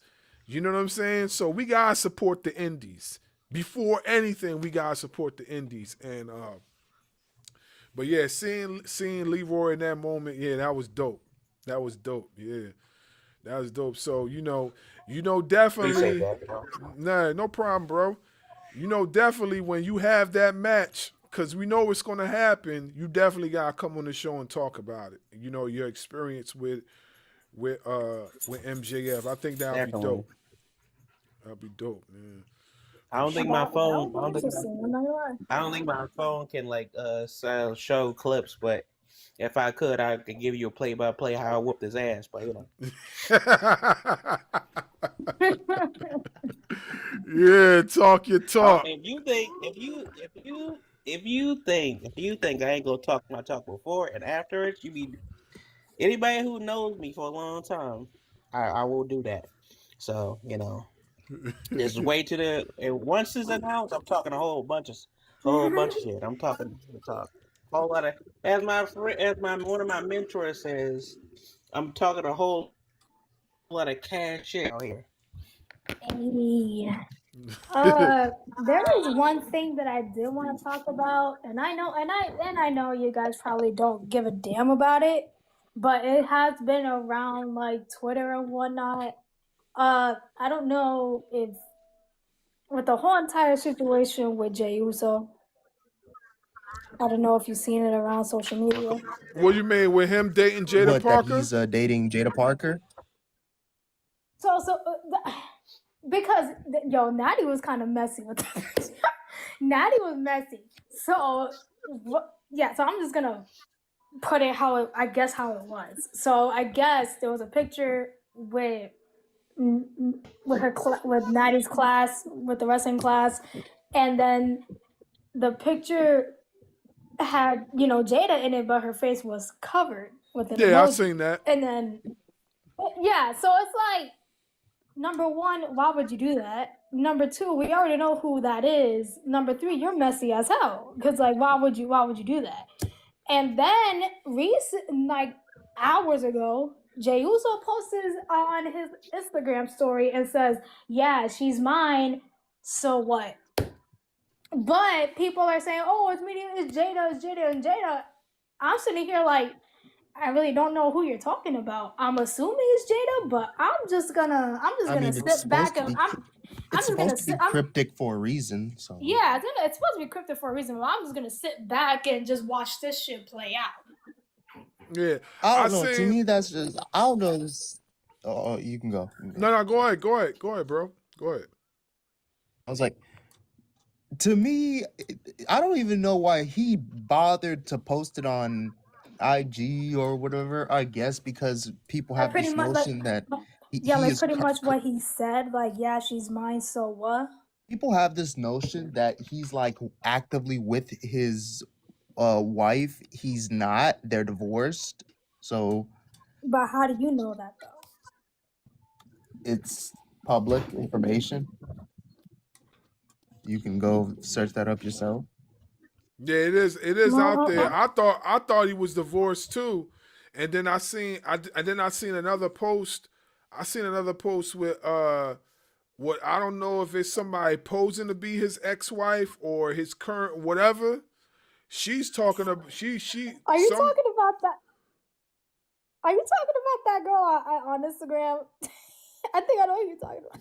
Yeah, like whoever posted it. I don't think I know who you're talking about. Yeah, whoever posted it, I don't know who it is, but I seen the posting, and it was like there was like there was this like cursing at Jada Parker. They were like going at it with Jada Parker on social media. So I don't know what to believe. I really don't think that. I don't know what to believe either, but it's just all over the place. Don't get me wrong, it's none of our business, but it's like at the same time though, if it's it's none of our business. I get that, but it's like y'all gotta be more discreet than that. When you're or just don't comment. Yeah, when you're a celebrity in the business of professional wrestling or whatever, there's no such thing as discreet because sooner or later it's going to get out. And honestly speaking, they haven't, with their whole situation, if it is a situation, they haven't been real discreet about it for at least a year and a half, almost 2 years. Every time we turn around, we've seen some pic or posting like encryptic message or whatever showing them two around each other or in the same vicinity or like close by or whatever it was. We seen it. So there's no such thing as secret. They put it out there for a reason. Whether it was them themselves put it out there or somebody that they told to do that out there, they're stirring the pot for a reason. You know what I'm saying? Because it's getting views, and I feel like they're stirring the pot. You said? I'm sorry to cut you off. I'm sorry to cut you off. You say that they're stirring the pot for a reason, but yet they get bothered by the fact that we as fans end up asking them, "Hey, are y'all dating or not?" So don't do that then. Like you get what I'm trying to say? Like, nah, I got you. like, Some people relish in that type of moment. Some people relish in that type of atmosphere. Because that shit is weird to me. No, it is weird. To me, that shit is weird. It is weird, but that's weird. Hella weird. That's hella weird, and that bothered me, to be honest. Yeah, it's weird, but some people relish in that. Yeah, we talking about Jey Uso and Jada. Yep. Yeah, some people relish in that, and he's probably liking it for the views and the exposure. So, and who's to say that PR, that his PR in the background is not telling him to just go along with it? Who's to say that? You know what I'm saying? Like, who's to say that? But if that's the case, if he felt uncomfortable with that, he should have just said, "Hey, yo, no, I'm not comfortable with doing that. I don't care what y'all say." Well, he would have just said, "I'm not going to talk about that." Exactly, from the get-go. So I don't even want to put too much stock in it because I'm like, whatever, bro. Can you at least just like not botch your next spear? That's my concern. Yeah. Next spear, can you actually hit somebody, or you just gonna like hit a shoulder tackle? That's all I care about. So whether you're dating Jada or not, no, he's not married anymore. He's divorced. So and also too, there's a huge age difference there, and I'm not. That's no. Fuck that shit. Well, honestly, age nowadays, age is nothing but a number as far as like adults are concerned. Age ain't nothing from a number. So, if she don't see no issues with it, then you know what I'm saying, they grown. So if she don't see no issues with it and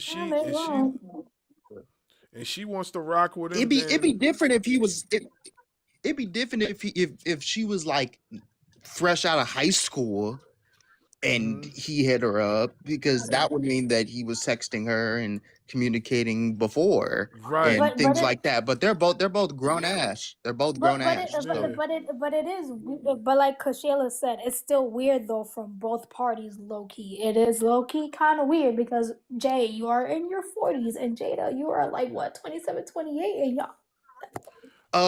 Respectfully, I don't mean to say this in a way, but if I was 40, you're telling me, hey, you can date Jada Parker, but like there's like a a 10-year age difference. So we're shooting that shot. Yeah, I don't. We're shooting that. Go I'm with your shooting age that. gap. Go with your age gap, bro. Go with your age gap. I'm gonna be honest with you. I agree. I agree. Like, you know what I'm saying? Like, if I'm like I'm 40 years old, you know, and you know, single, and they ask me to shoot my shot with Jada, and she's with it. Like, who? Well, am I gonna say no? Hell no. I'm not gonna say no. Like, I'm gonna shoot my shot. I mean, come on. It's come on. It's Jada Parker. Like, come on now. It's Jada Parker. Yeah. This is Jada Parker we're talking about. This is Jada Parker. Hey, Dub. I am not no 50 years old.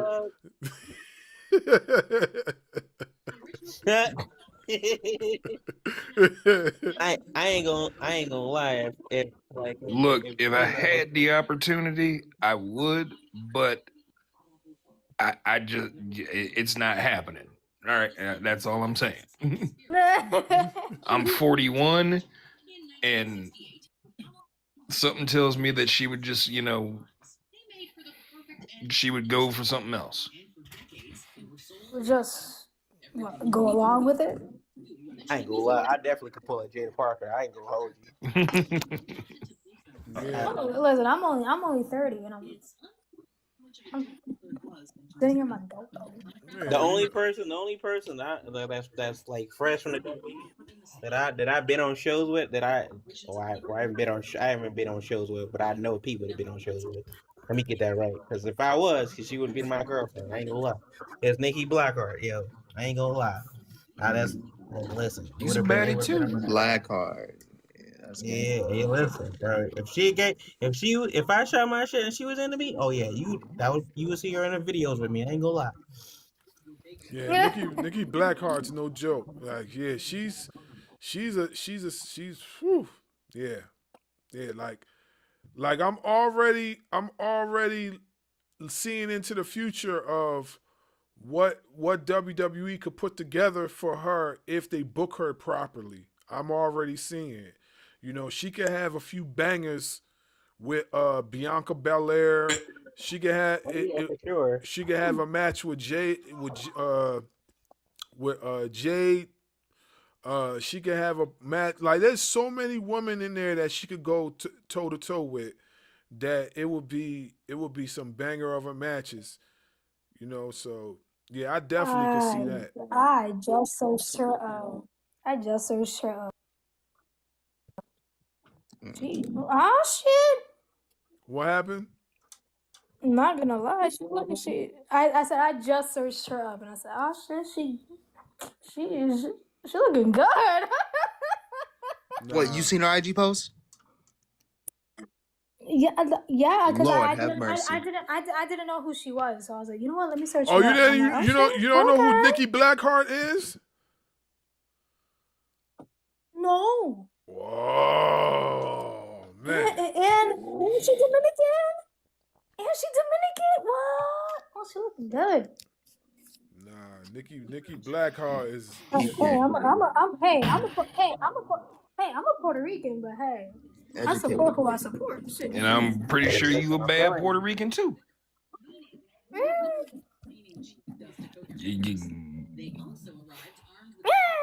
You better have more confidence in that. Come on now.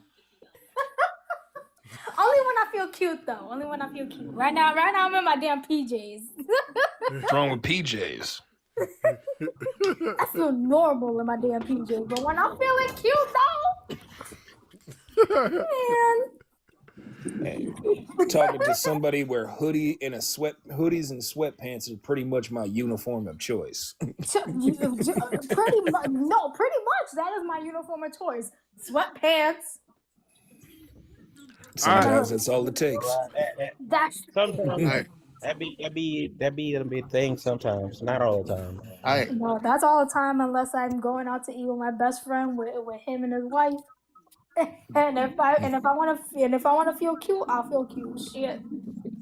I ain't gonna front. You know, my dressing of choice when I'm out and about, especially when I'm at work. I like clothes, so I try to put a lot of outfits together and stuff like that. I got I got I got sneaks like J's and Iversons that match with a bunch of throwback jerseys. I got some of the rarest jerseys that nobody will probably even have in around my area. And then I gotta wear the fitted hats. You know what's funny? And people have said this to me, right? People say that I dress like I'm from New York, but I'm from Jersey. And like this is how we dress in Jersey. Like honestly, this is how we dress. You know what I mean? For where I'm Oh, from, that's not the Is same it, thing. is it It's kind not of the bad same. for me to say that I think that Jersey and New York, when it comes to dressing, is kind of sort of the same, maybe? I was gonna say it's not the same thing. It's Right, not the that's same what I'm thing. saying. That's the same Talk thing. to But Red I Man. just imagine different income. Like I could imagine if you're like upper New York and like you one of them rich like people. I guess you know. No, man. yeah, Yeah, if you in the upper. Yeah, easy. I But got on to the question at hand. When we talking Iversons, which Iversons are we talking? I'm talking about the first ones. I got the first ones, the ones that Okay. first. Okay. Yeah, I got the first ones. But I got rare colors though. Like I got the Laker colors of Iversons, like it is the Ooh. purple and gold joints. And then I have another pair of I Iversons. only had one pair. Yeah, I have another pair of Iversons that came out like 2 years ago, and they're also Laker colors, but they're yellow and white with the purple trim. Laker colors. You know what I'm saying? And then when I was in Nigeria, with my family, I got a pair of J's, and they're in the colors. They're in the colors of like it's like African flag type colors, and I got those. And let me tell you something. Ooh, that sounds If you fire. want to get some rare type of J's or any apparel, get it overseas. When I got these J's, I got these Right here. J's when I was in Nigeria. When I got the J's, I went to a foot action in Nigeria. I was in a mall in Nigeria. I went to a foot action and he had these pair of J's. And they had another pair, they had a pair of Air Force Ones that looked like a Nintendo game controller. Not like literally the color scheme of a Nintendo game That is what's controller. up. Yeah, that joint looked fire. I started off to get those, but then I was like, dang, this color scheme, like it was an easy color scheme to match. But then I was like, dang, like if I get these, I know for sure nobody don't got these, but I also know for sure nobody don't have these neither. So I was dabbling with the two. I couldn't, so I ended up getting the J's.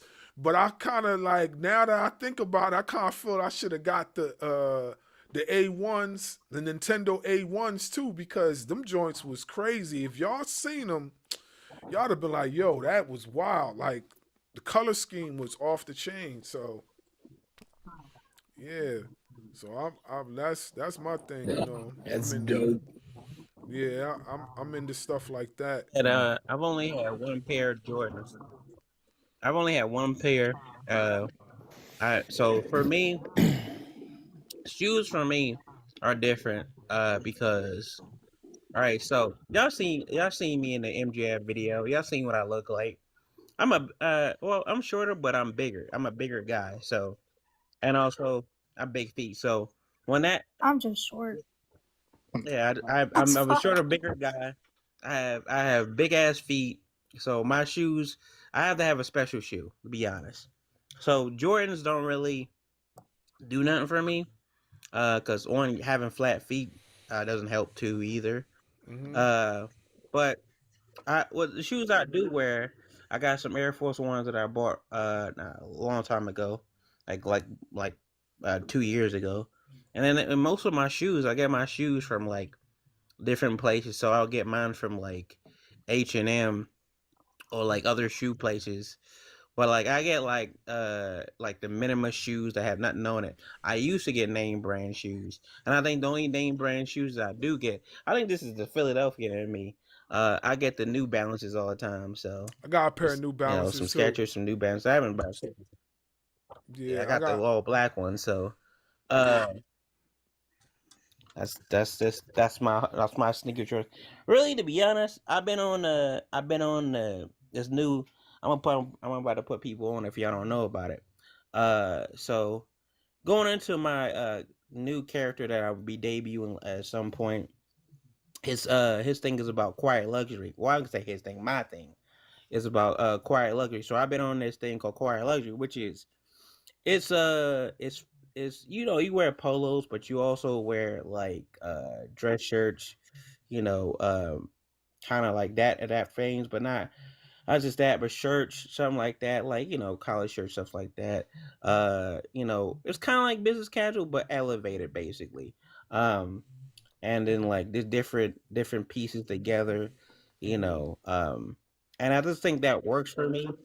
I don't tell everybody else, but this is if you want to try it out, you can. I do that whenever I'm going to an AEW show. I'm at one fall. My uncle told me this, and also it's funny enough that Cody told me this because it goes together. So when I made my debut back in the day, I had I just wore like a Nats team shirt and a jacket over it, blazer or whatever. Or no, I didn't wear a blazer. I wear like a half like jean type of blazer or whatever. And so because I was like, all right, I'm gonna be on TV and whatever. My uncle was like, you should make sure you gotta look fly on TV and stuff. So I was like, all right, cool. And then when I ended up staying there for a while. I didn't know I was gonna stay there for a while, but I ended up dressing in shorts. I'm a shorts kind of guy, so it's like it's hot down there, so I wear shorts and t-shirt or whatever. And I'll never forget. Cody said to me, he says, "Well, what happened to your suit?" I was like, "It's at my house. Oh, this is my bag. I don't wear it much if I have to and stuff." It's a shame, man. We got you look good on TV." And he said, "Man, you gotta look like like a superstar that you are." And he was like, "So, basically." He said he was like, man, you gotta be wearing the suits and stuff. That's if you want to, but like, you gotta if you wanna be a superstar, you wanna, dress like a superstar. And then so he was basically like saying like the walk, talk, act like a superstar thing. And then ever since then, you will never catch me outside of like it will be a rare occasion that you not catch me in a suit. I won't be in a suit. I'll be in a suit sometimes, but I'll be mainly dressed up, in the quiet luxury. I'll have a polo on. I'll have something like that. But that's just me. That's just I ain't trying to try everybody else to like wear loafers and shit. That's just work for me. But I do wear shoes. I do wear like I said, minimum shoes. I wear Air Forces, other shoes like that. I wear K Swiss and stuff. But Yeah, like, yeah, Jordan material's never been my thing. So yeah. My shoe game is like crazy because and my wife hates it because I got so many shoes. I got I I got ain't the got I ain't got no type of shoe game. yeah my I ain't got none of that. it, Because it, I really I never really followed like the trends of like, oh, like what's the hottest shoes or da da da da. I never really yeah, cared for that type of shit. You know what I mean? I never did I never neither. really cared for it. I always got my stuff off the clearance rack. That's how I always got mines. come on You now, know what come on, I'm man. Yeah, you know. Hey, talk about it. I, I, I was a Marshalls baby. I'm not gonna yeah. lie. I was a Marshalls baby. Yeah, I always got mines off the clearance rack, and the way I seen it was, I only just started shopping in H&M. I was mainly my go to was the thrift stores. I'm not gonna lie, Ross and thrift stores. Like that's where I got most of my clothes. My boy Stunt Marshall turned me on to that. I ain't looked back. So hey yo, Dove, chill out, bro. Like, why you trying? now he trying to roast you on this. Yeah, he trying to roast me on a low. Like he did. Yo, chill out, yo. He try to say I wear the tall grandpa socks with the with the sandals. Oh no. Nah. None of With them tall ass white socks. Yeah, with the you trying to say I wear the John Collectors? That's what you trying to say? no, yeah. He Chancletas. There you go. you wearing Chancletas. Wearing them trying to say you wear chancletas. those cookout ones out The here. cookout chancletas. Yeah.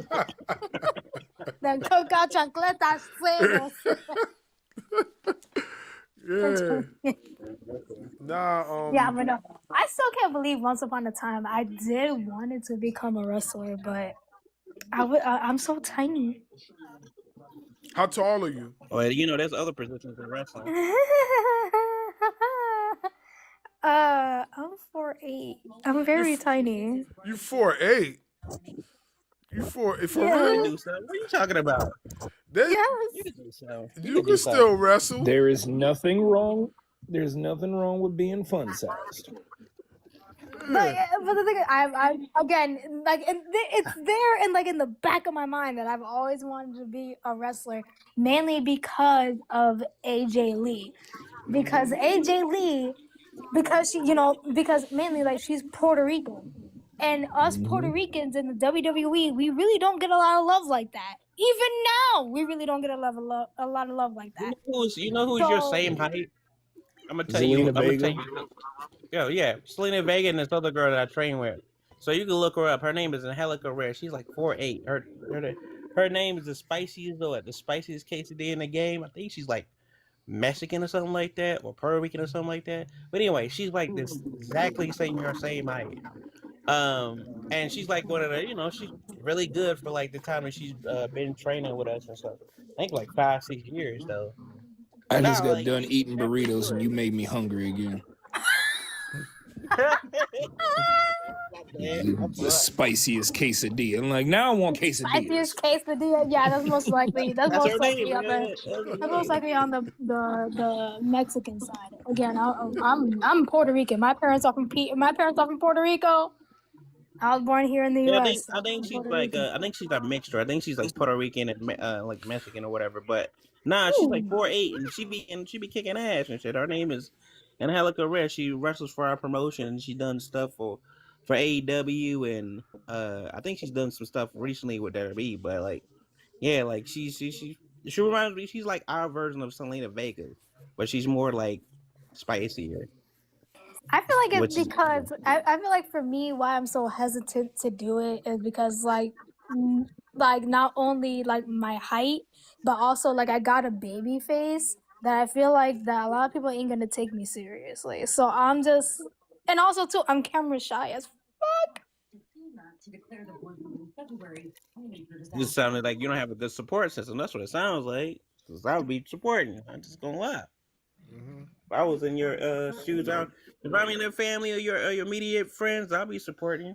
I feel like this is I had to say it like this, but like I tell people if I can do it, all the stuff that happened to me, then you could do it too. I really feel because I had a lot of shit against me. I ain't gonna hold you. So, but like a lot of stuff like not even this medical shit, but like a lot of stuff that wasn't in my favor. I always tell people if I could do it, you could do it. Shit. Yeah, I'm not trying to prove it. That's a valid point. It's a very, very valid point. Like we talk about. Don't get me wrong. I've been searching wrestling schools and all that. Where do you live? I live in Springfield, Massachusetts. Okay, you're in Massachusetts. Okay. Reason why I asked, I'm not trying to ask you for your information for wrestling schools, but we don't got a lot here. We don't got a lot here in my city. I'll probably have to go to a different city in order for me to do it. You're in a good area. You're in a good state, actually. The ones that I know is the New England Wrestling Academy. That's where Carmelo Hayes and all them came from. I'll probably have to go there, but it's like, ain't that like in Boston? I think it's like outside. I think it's where you're at. I think it's in Springfield. I think so. I'm pretty sure. I'll have to look it up, but like I know it's in Massachusetts because this is just me. For a while, all I did was watch people from that area, Because you gotta remember that area was hot for a while. Like in 2013, you had JT Dunn, you had fucking Beyond Wrestling was out there. We were They got hot as hell, and then it just unalived yeah, down you had hard. Carmelo Hayes.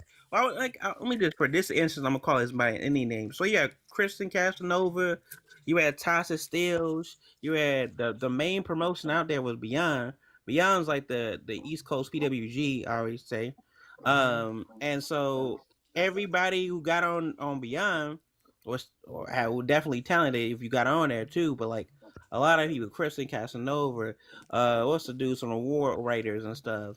Mercedes Moné's from there.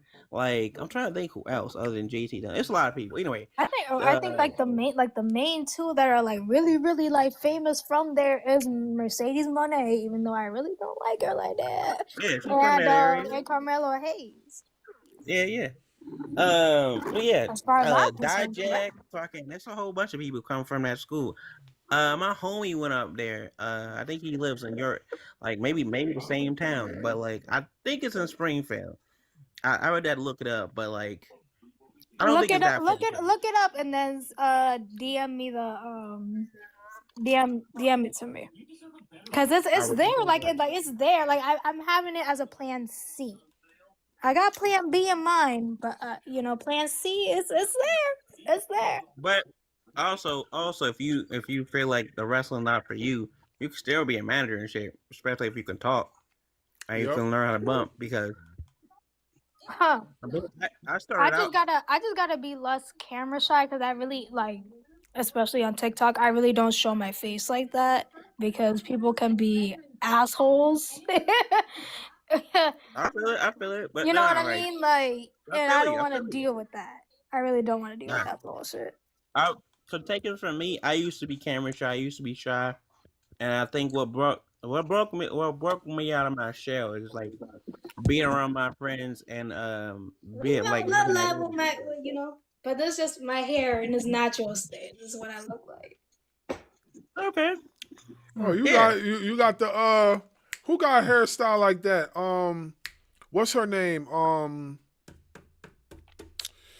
That she left WWE last year or year before last. I know you're talking about.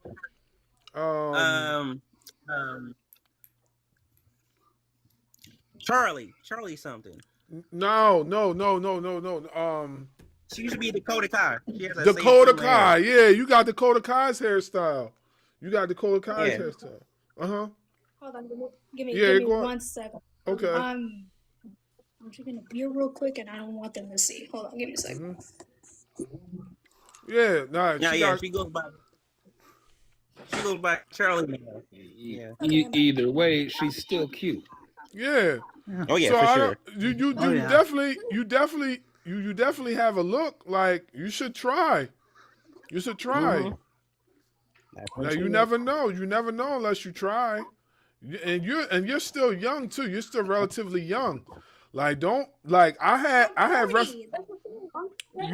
that's still young. No, you don't. I had wrestling aspirations too. Don't be like me. And and brown don't crack. Yeah. Don't be like me. I had wrestling aspirations too. And I when I came back to wrestling.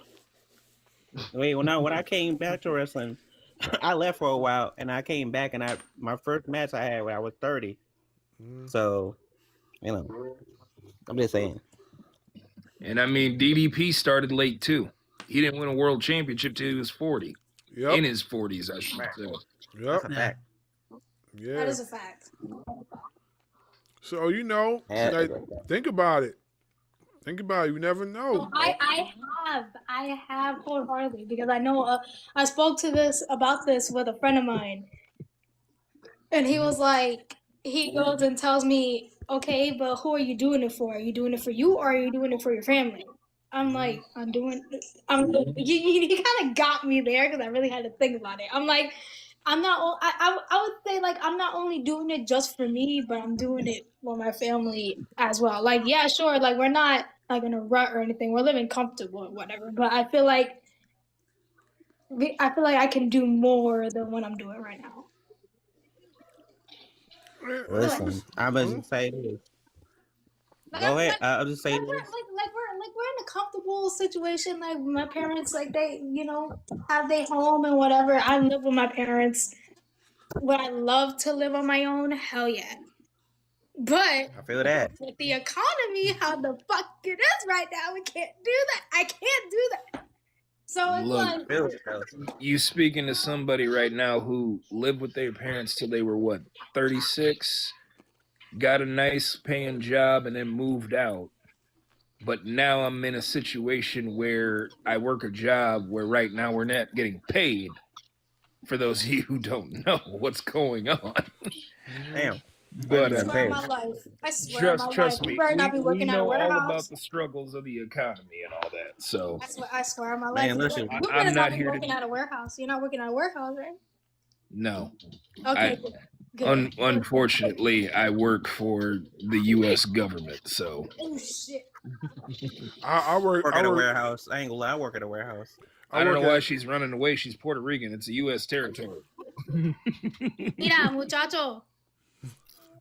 Mira. I work for the state of New Jersey. Yeah, so guys.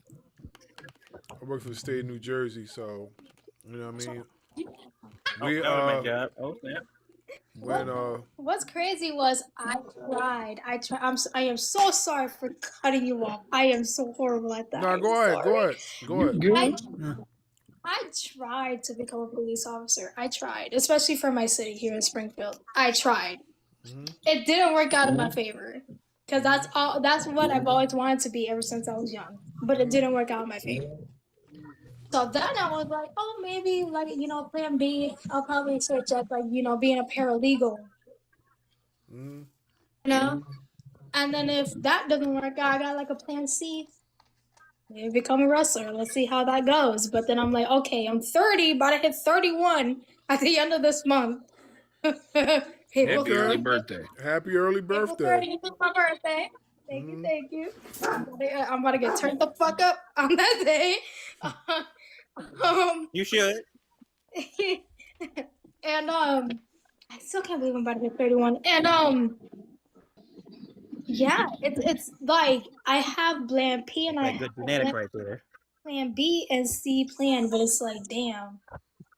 Like I'm doing research of both, and I'm like, it's like I'm everywhere. It's like damn, like I want to do this, but I want to do this, but then I'm doing research of this, but I'm doing research of that too. So it's like, it's a lot. It's a lot.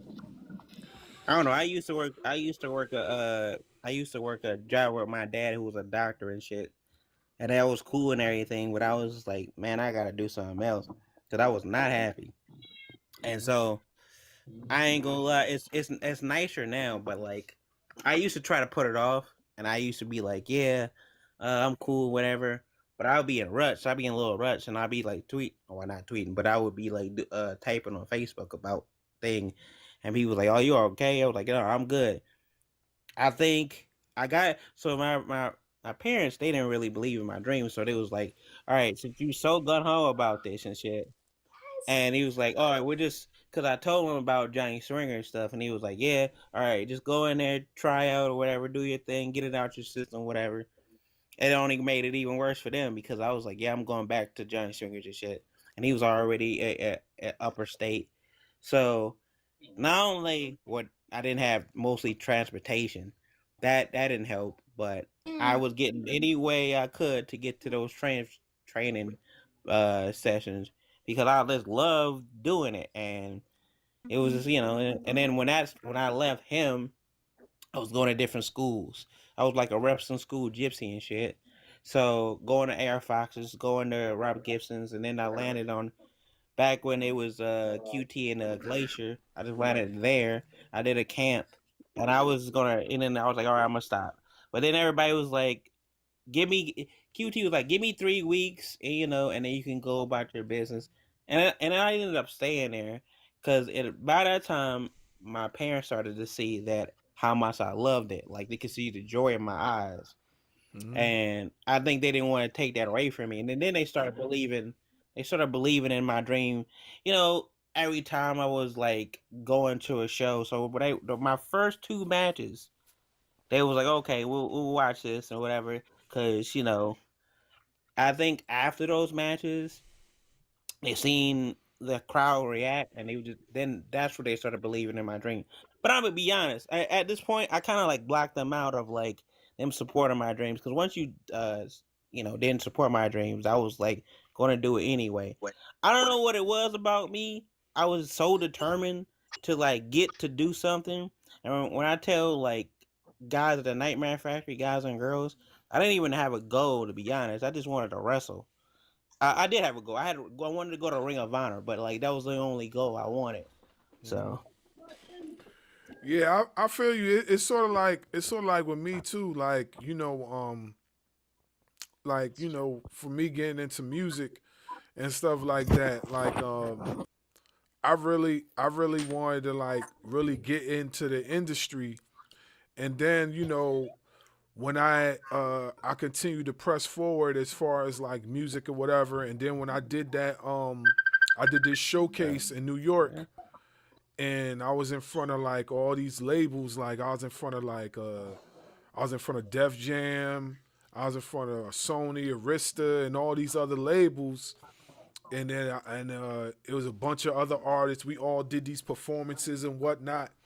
And then afterwards, what the it wasn't even an A&R. That's the thing. It wasn't an A&R. It was just somebody. You know how the A&Rs never come down to see the talent. It's always they send these smaller guys to come down and evaluate the talent, and they'll be able to assess if they feel as if you're ready for the big leagues or whatever. So this one dude, he took my demo, whatever, and he talked to me. He said how dope I was, but then he told me I had to change my look. You know what I'm saying? So I was like, what's wrong with my look? Now, mind you, I've been in those situations. Yeah, mind you, I thought I was good. I had the fitted hat on with the polo, you know what I'm saying, the jeans and the J's. I thought I was cool. This dude said I had to change my look. He told me, this is what he told me. He told me that I had to start wearing the wife beaters, the tank tops, and start baby oiling it and whatever and whatnot, and start like flexing because I'm a tall guy. And I said, nah, bro, we don't, where I'm from, like, we don't do that. We don't do that. You know what I'm saying? This is what you get. I am who I am. You know what I'm saying? You're not going to have me, like, you know what I'm saying, like, LLing it out. Like, we already got an LL. We already got a 50. That's not me. I'm not that. That's not how. You to start baby oiling it. Yeah, I'm not lying to you. I on everything. I'm not lying to you. This is what the dude said to me. You know what I'm saying? This is what he said, and I felt very violated at that point when he mentioned this to me. I felt very violated. I felt violated too. Yeah, you know what I'm saying? So See, that was like the other thing why I didn't want to wrestle either, because the way how WWE ran, especially when Vince was in charge, if they were to tell me, hey, you gotta change this, you gotta change this, you gotta change this, or you gotta like have your hair straightened all the time, no. Especially during the summer, no. No, you done fucked up with me, because during the summer, I leave my hair like this. Either you deal with it or you don't. What the hell? I think you would have been able to get away with it, though, in today's realm of professional wrestling, especially in the E. You'd have probably been able to get away with it. Yeah, you would. Today's realm, oh yeah, I'll be able to get away with it. But if Vince was still under control, I wouldn't be able to. Nah, if Vince was still under control, nah, you wouldn't be. But in today's realm, I think it's more.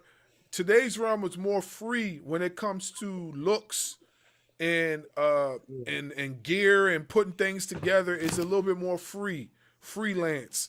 Back in the day, they had a structure. They don't really have too much of a structure now. You know what I'm saying? It's more creative now. Right. And I can vouch for that. I will forever. I don't care what anybody say. You may dislike the man because of how shit is going right now. Even though I blame TKO wholeheartedly, I stand 10 toes on it.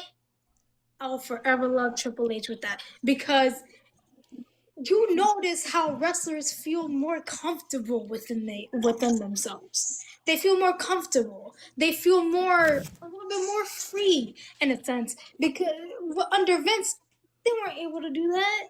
Yeah. They weren't able to do that. Well, And then there's certain and then there's like certain words that they weren't able to say under oh Vince. yeah, But with Triple H, I would have got released yeah, already for sure. get that. So it's like I I will already forever know. love Triple H for that because I love how the wrestlers feel more comfortable, feel more like they don't look as exhausted and whatever as they were before under Vince. Well, I mean, not for nothing. Go ahead. I would say she's lucky nowadays because back when I first started wrestling, Vince wanted 6'5", about 300 pounds, steroid out muscles, and me, I was only 5'10", 205 pounds. So I mean, I had to basically go the route. I had to work in Mexico, I had to work in Japan, I had to work in Europe, had to work a lot of the indies because I knew I had zero chance of making the WWE. Talk about it. And then perfect example. I love this girl. I love her. AJ Lee is a perfect example. She's a Puerto Rican, but she didn't have the standard of the height when it came to the women, but she did what she could. She handled what she handled.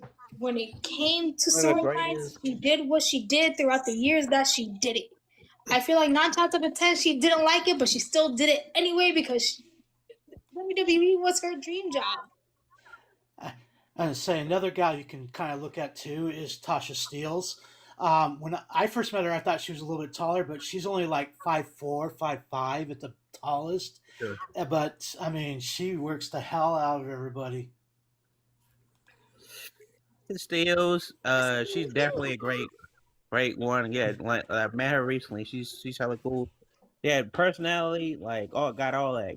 She's a total package.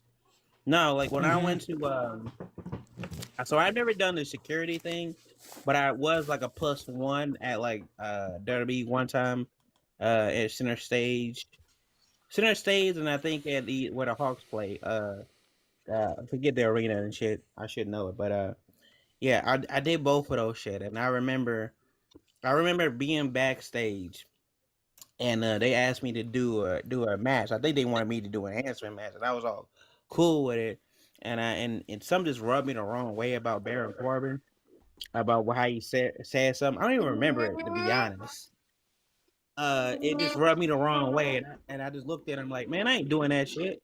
And then one of the producers was like, what you mean we ain't doing that shit? I was like, I ain't doing that shit. What you told me to do? And then but the whole situation, and I wasn't wrong at it because I just told him I ain't doing that shit, and then he was like, "Oh, we could find somebody else. You gonna find somebody else?" And he's like, "Well, you know." I think it was a thing of like, you need us, and I was like, "I don't need you. You asked me to do a match for you, and I'll do it, but like, I ain't do. I forget what it was. I don't know. It's been a long time, but basically, somebody told me years ago that I was blackballed from the promotion, so I don't give a fuck. Even if I was wanted to wrestle for them or not, but like, I think it was like something about, I don't know. I think it was about like, I don't know. I think about, I didn't say picking me up. I don't know what the fuck it was. I was like very like hard headed like about certain things, but I don't know. It was, I think because I didn't even, not even because I don't want to look bad, because I don't. The thing about me is I don't care about looking bad, because you're entertaining the people and whatever. But like, I always care about how you're presented, rather alone as losing and stuff. Because I tell people, when they ask me for advice, when younger wrestlers ask me for advice, I say like, wins and losses, they matter, but it's about perception of reality. Like if you're losing all the time, everybody's gonna paint you as a loser. Like no matter how you're being booked and positioned. If you like Kurt Hawkins was losing most of his matches, but Kurt Hawkins is a dope ass wrestler. But if you're getting jobbed out all the time and then you win once in a while, like, oh man, that's kind of crazy. And like the wins and losses thing to me is like, I don't care about it. I care about how I'm positioned, how I'm used. If I'm used good, if I'm used bad, if I'm used disrespectfully, and I don't know what it was. I couldn't tell you, but I really got into an argument with him. He was like, "You don't want." I think he was like, "Yeah, you don't want to mess with me. I have golden gloves." I was like, to me, I don't give a fuck what you are. And I think when I get mad, and I maybe because it's a height thing, I don't know if it's just my how my background is. I found out that I'm Dominican and all that shit in there. Um, when I get mad, I kind of get stubborn, and then I kind of like I don't give a fuck about nothing. So he was like, "Yeah, I'm this, I'm that, and whatever." So I was like, "I'm not doing that." And the producer's Listen. like, "Yeah, we'll put you down and shit." So Yeah, yeah, it's shit about I wrestling, bro. look like Slim. This is what I look like, Slim. What Hey, up? hey, Good. hey, Going on, Slim? hey, Barz Wrestling Media is special when we could get Milagros to come into the camera, actually show her face on the camera.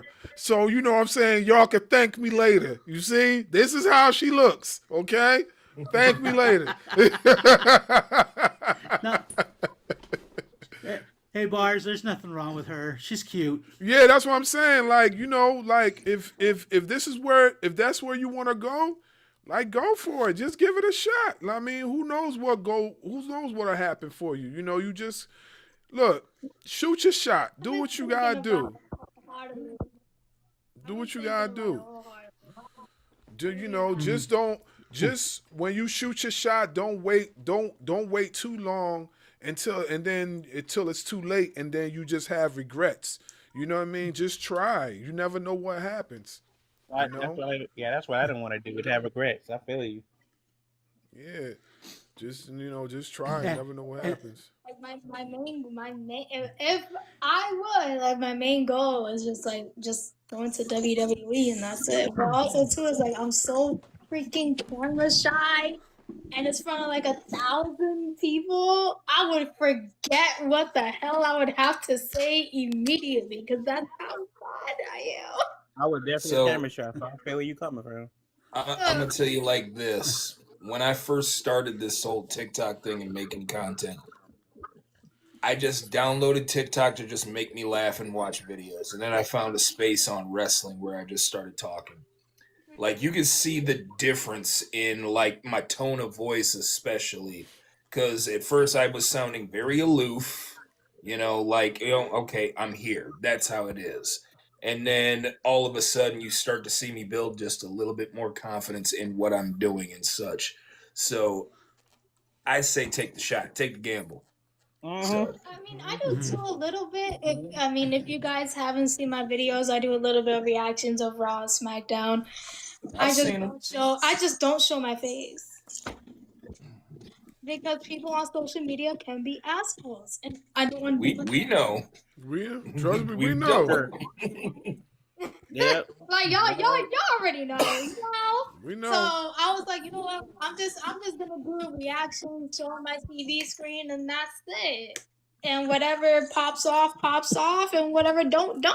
I'm just doing it just for the fun of it because my best friend, he was the one that told me, "Hey, yo, like, do it. You love wrestling and you talk to me about it the same way how I talk to you about One Piece. Do it." And I said, "I bet." So are you an anime fan too? Yeah. Give it a shot. Definitely give it a shot. However, I don't watch One Piece though. I don't watch One Piece. My best friend, he watches One Piece. I'm not sure if he reads the manga. I feel like he does, but Tricky Kane is his TikTok name. I will send y'all the link because he be talking about random stuff, mainly anime related. Check his page out. Well, if you don't know by now, I'm a big anime fan. As you can see with my YouTube thumbnails, I've turned myself into an anime wrestler. I even got a cartoon I generated with AI has me in the wrestling ring. I didn't drop the next. I'm supposed to drop the next episode, but I keep forgetting. I got an episode where I'm wrestling against content creators. So it's pretty dope. It's pretty dope though. I gotta put it out. Yeah, it got me wrestling against content creators. And I did one of my super moves or whatever. I showed Dub seen it, but I ain't put it out yet. So yeah, I'm gonna put it out soon though. It's pretty dope. Yeah. But you know what's funny? What's funny to me, like I've always wanted to. In the back of my mind, I've always wanted to become a wrestler and whatnot. I even thought of a finishing move in my head, and it's been like that for years, and it hasn't gone away yet. So you studied how you want to hit finisher maneuvers and all that kind of stuff. I would just say do it because you already got your finish move. So like now I don't know how some schools do it, but I think if you go to a school for 3 months, they'll tell you like, hey, what finisher you want to do, and if you already got it there, that's one piece of the puzzle. Especially if you got a character, you got a finisher maneuver, all that shit. Because most schools will be like, well, what you got? That's the issue. It's like I'm trying to figure. Like I already got the name down. I already got the finisher down. It's just the character. I'm still trying to figure it out. Yeah, I'm the same way. I got the finisher move, the character, and everything. I wanna before we close out, I wanted to chop it up with Chad real quick. So Chad, you got your CPRS, bro? Is that what you got? Can you hear me, Chad? Yeah. Yeah, I got my CPRS too. That's one of my certs I got. I got CPRS. Oh yeah, I like it, man. I really do. Yeah, So I I'm got. gonna keep doing it.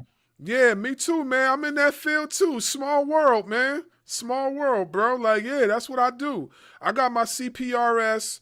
I got my my CADC, and I'm working on my L.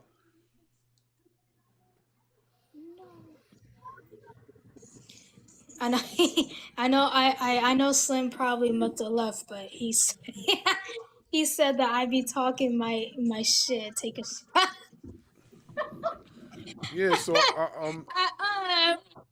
so that's what's up, Chad. It's a small world, man. Small world. I'm working on all that stuff, man. I got my CPRS. I'm about to take my exam real soon so I could get the rest of my licensing, whatever. But yeah, man, that's what's up, bro.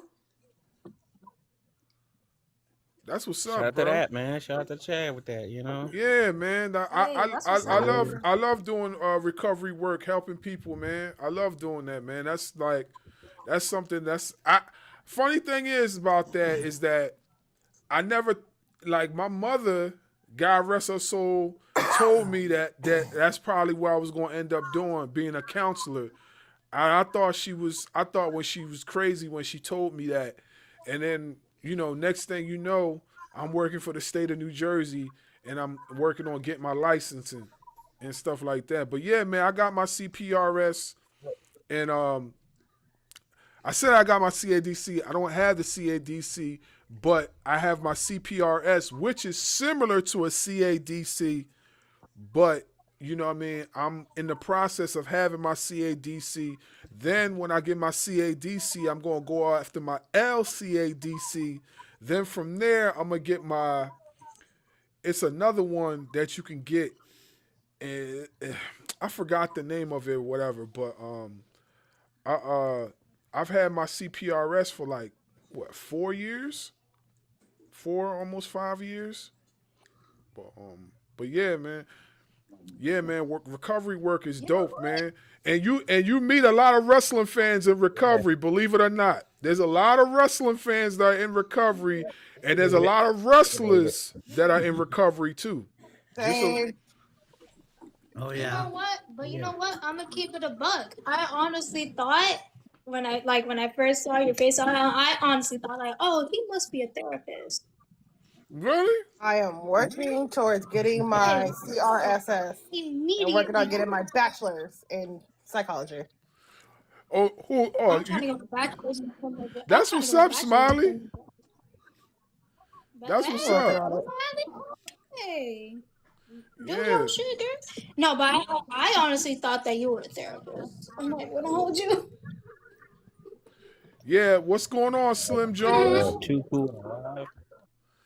Yeah, That's yeah, cool. yeah, Met, yeah. Too Cool and Live. Yeah, that's all. Yeah. I remember, man. All right, that was a little while ago. Yep.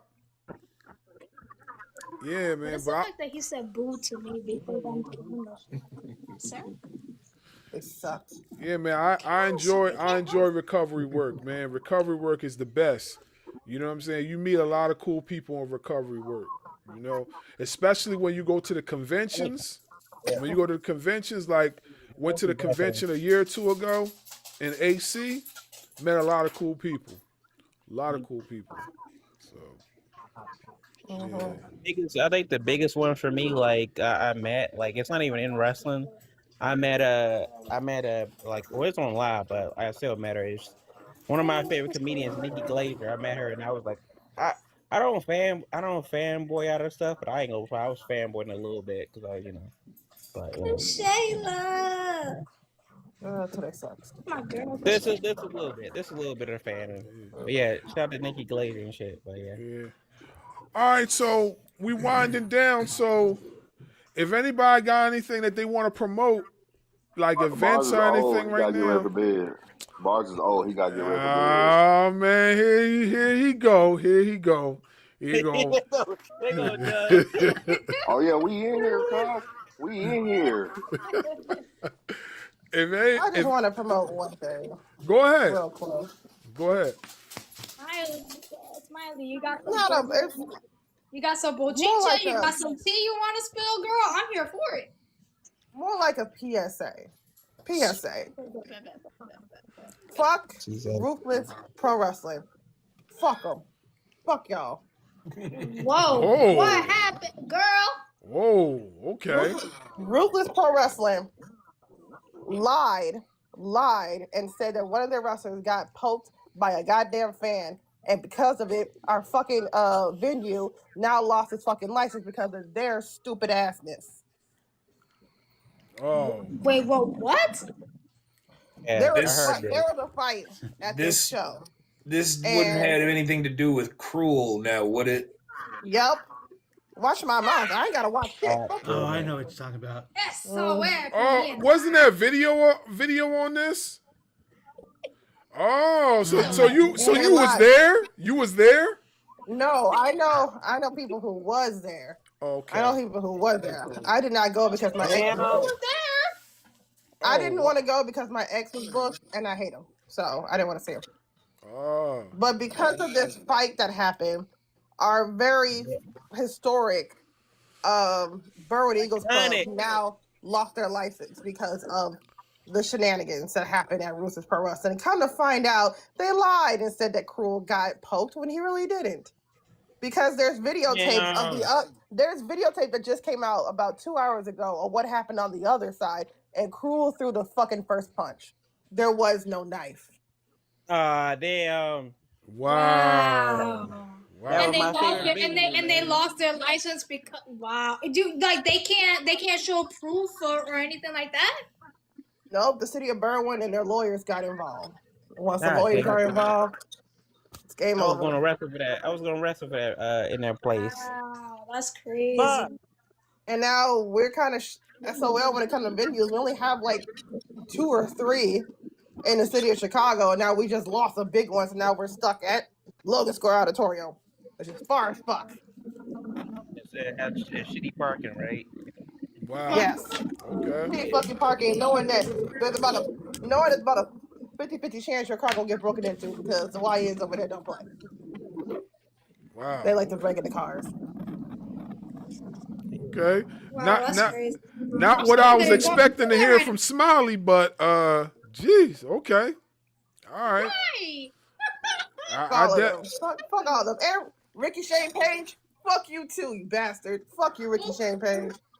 Ricky Shane Page, he is now the new owner of Ruthless Pro Wrestling. Fuck you.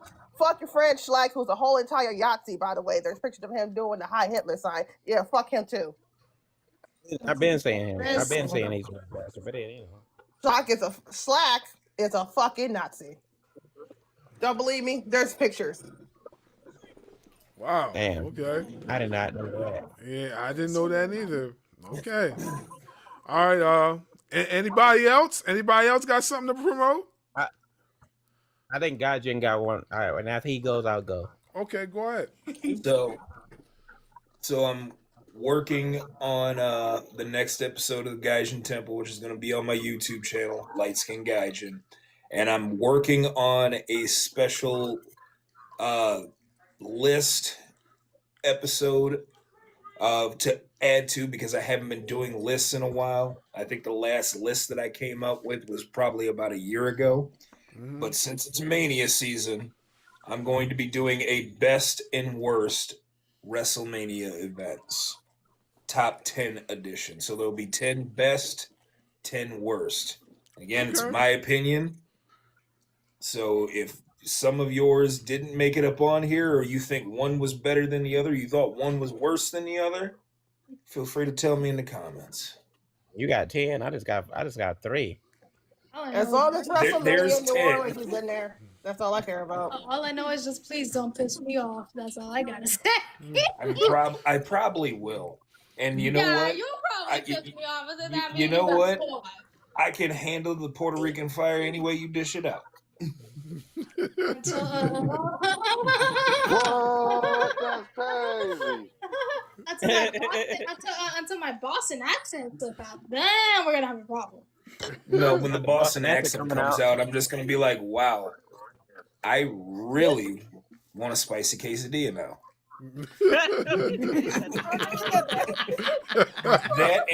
that and I want me a Samuel Adams Boston Lager.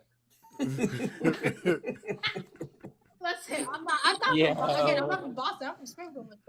I know, but still, I'd be like, oh, Massachusetts, Boston Lager. Let me get some of that right there. Listen, we're not all mass holes. I'm one of the good ones. You know, right now, I'm one of the good ones. I already knew you were one of the good ones. All right, so me, I got you. So I got the school. I'm gonna send it to you though. Yes. You to school and please send it to me. I'll do my research on it. In case Plan B don't work out, I got Plan C. Anybody else? C, but hey, do what you want. I'm gonna plug this. Can I plug this right quick? Go ahead. Barz? Go ahead. So, so I'm gonna just plug this. It's a month away, but I'm gonna plug it anyway.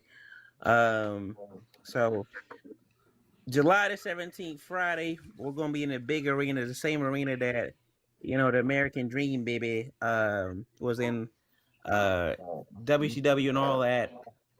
Great venue, which is the center stage venue, which would be the summer stage venue 2, July the 12th. That's in Atlanta, right? In Atlanta, in the heart of Atlanta. I think it's the 12th. Maybe it's the 15th, the 13th. I gotta be for sure. I think it's the 13th. But anyway, if I don't know, one of W's Instagram, follow them on Instagram and Twitter.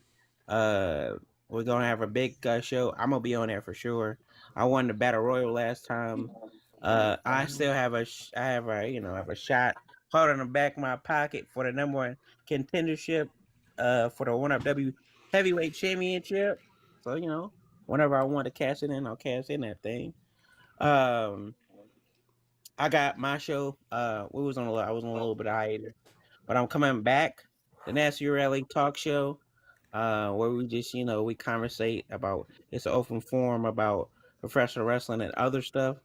We tend to go to all different things, but mostly we stick on pro wrestling. We talk about all kinds of stuff. And follow me on Twitter at @NasLeroy. And if you want to follow my villain account, Big League Leo, that too. But no, check out One Up W if you anywhere in the Georgia area, check out One Up W. Literally the premier wrestling promotion. We got Billy Gunn, we got the Infantry, and bitch may be a hot topic. I mean, a hot thing. I got you, They're one Slim. of the best tag teams in the world today. No, add Raw. Please add Raw into this. Oh my god. Add him before you leave. So yeah. So one of the best tag teams in the world today, the Infantry, with Shane Taylor Promotions. What I said, we got QT Marshall. We got a lot of, like I said before, Angelica Riss. She's like our version of Selena Vega, but more spicy. I'm not gonna lie. She be talking a lot of shit. A lot of chat. Yeah. It's a lot of spicy. She's the same height as me. Yeah, she's 4'8" of Fury, and she be whooping everybody's ass. We got the best prodigy in the game. Remy Reed was the 1FW. She was the 1FW champion. We got a hyena hair. We got lots of people that you're gonna see on AEW TV. The biggest babyface in our company is other than me is his name is Brady Booker, and we got I can't forget Rosario Grillo. He has a modern day Little Guido kind of gimmick. So if you want characters and stuff and independent wrestling in a TV shot way, check out One W on Triller TV. It comes on every Wednesday 6:30, and so just check me out and check out Ref Stop Eat with Eric. So all right, yeah, that's what's up. Mr. Allen, you got anything going on?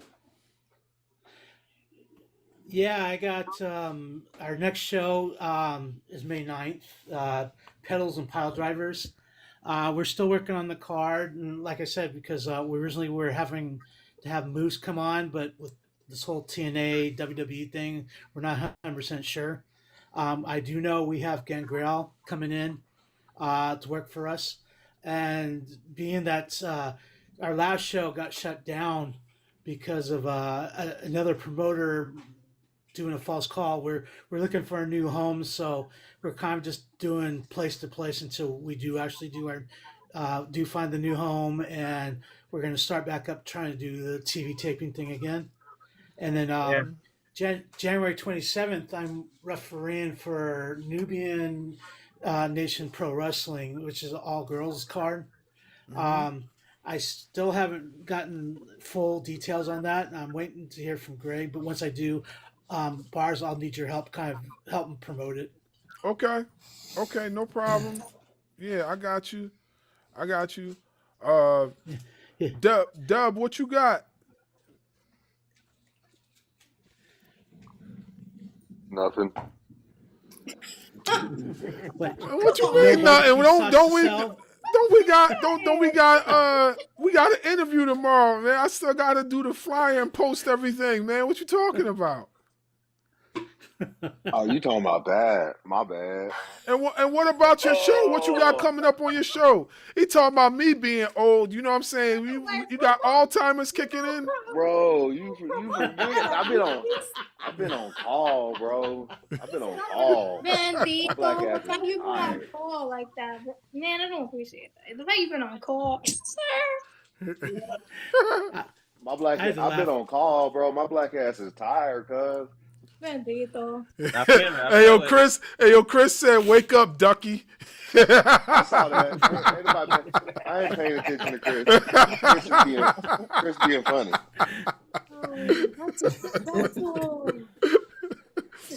I'm gonna have to get. He said, "Waggle, waggle." Waggle. I forgot all about that. I forgot all about that waggle stuff, bro.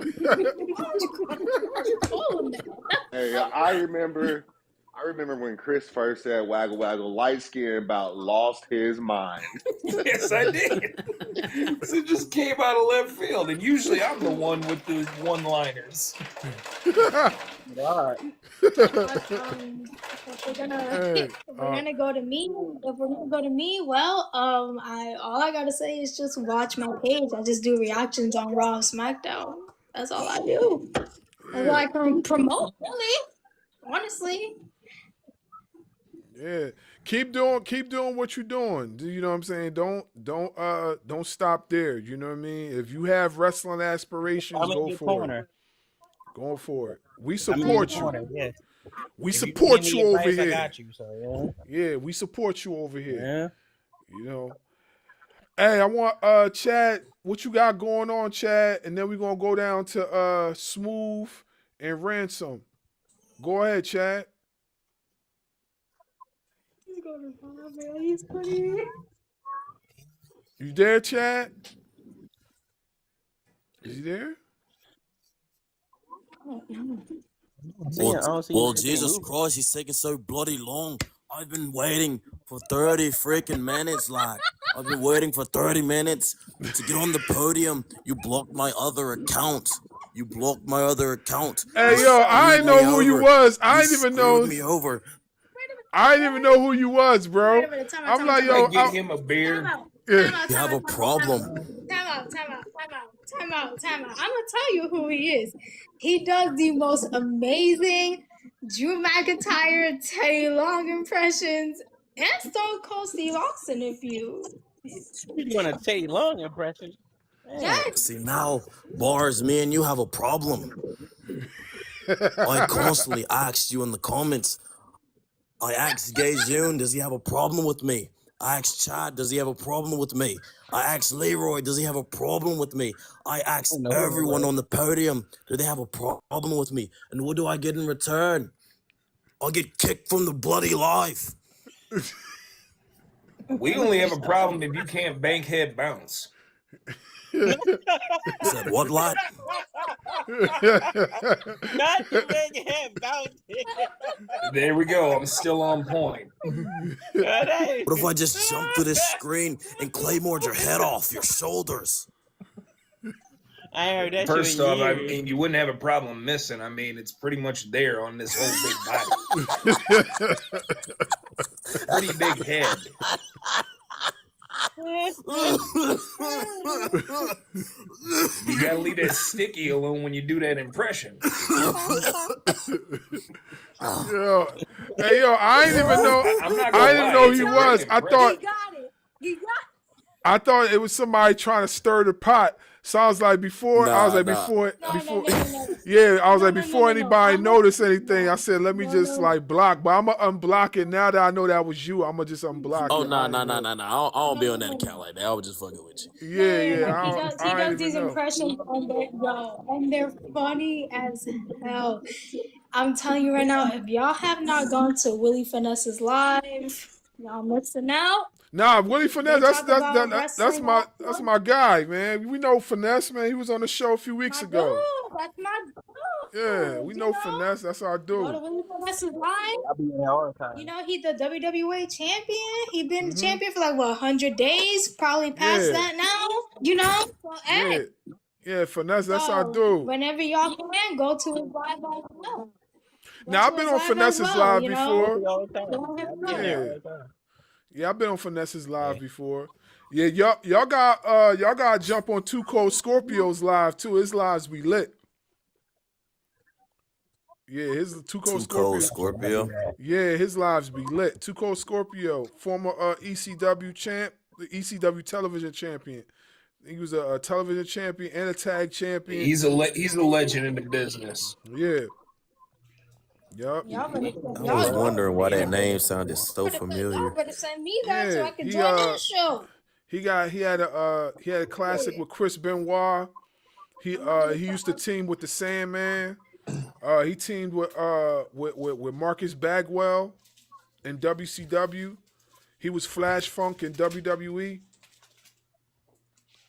You know what I mean? So yeah, you gotta check out his lives. His lives be dope. Definitely. The innovator of the 450 splash, bro. Mm-hmm. Oh, Yep. I gotta The first do my nightly. first person to do Ah, the for 450 splash. sure. Yeah, for sure. I Yeah, have to do it. for sure, for sure. Yeah, Yeah, Slim innovated a lot of moves. yeah. The Godfather of high Hey, but I'm flying, gonna bro. holler at y'all. Hey, Bars, I dropped the follow game.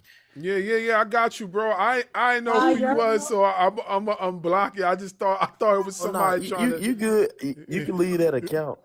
Yeah. Yeah, you can leave that account, but I don't be on that account like that. Yeah. Okay. I'm gonna drop a follow though, y'all. All right, man. Take care, All right, I'm bro. gonna drop your follow too, bro. Yeah. All right, y'all be safe. You too, Take man. care. Yeah, no, but he a funny dude. He's a funny dude, especially with the Drew McIntyre. Holy I crap! gotta hear his Teddy. I gotta hear his Teddy Long approach. Mm. Yeah, I'm gonna I'm check not, out.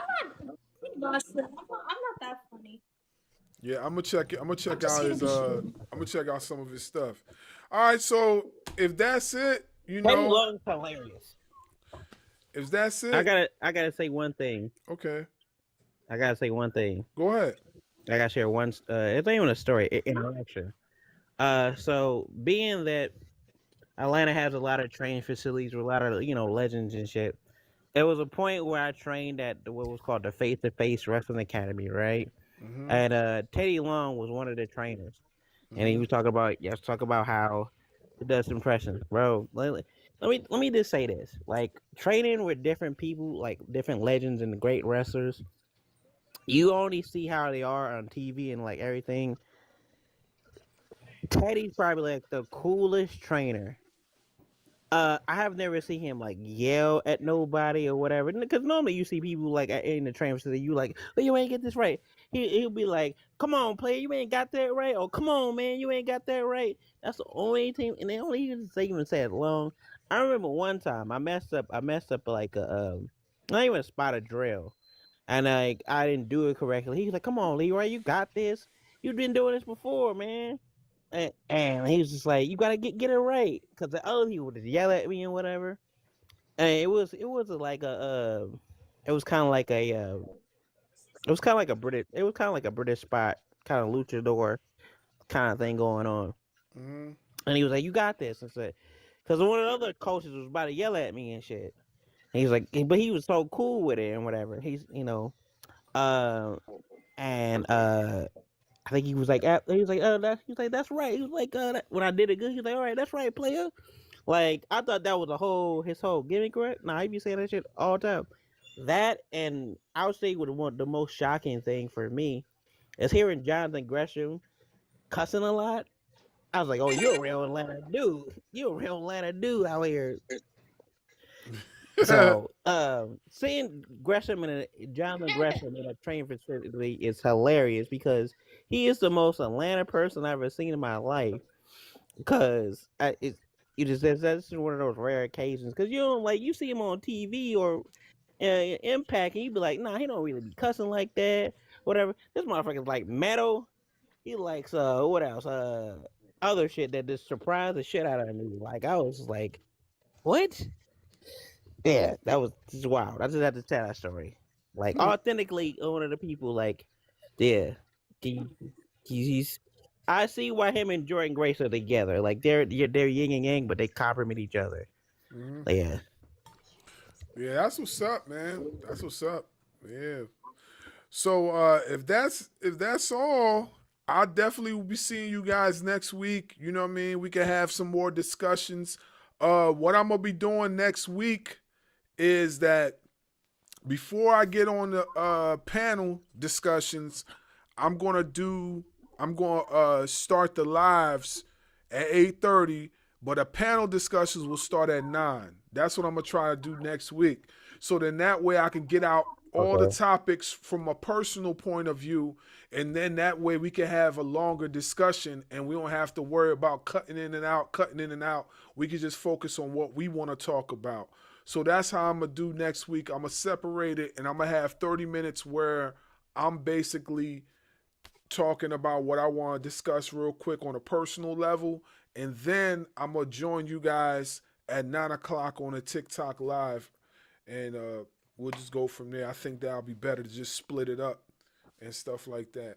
But I'll see you guys next week, and then I'm also gonna drop that anime cartoon or wrestling video that I got. I haven't dropped it yet, but I'm gonna drop it. It looks pretty dope.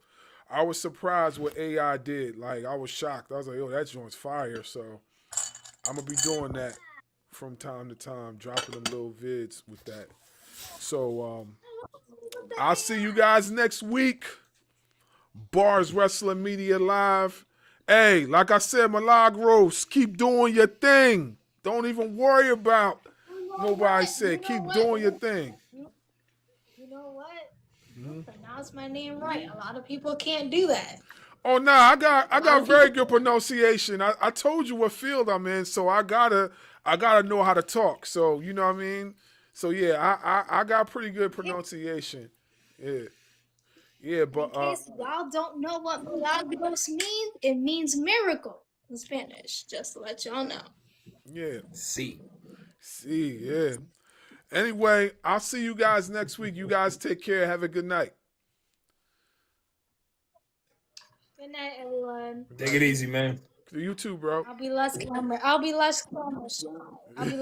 shy. I'll try. Yes, do that. Do that. I'll try.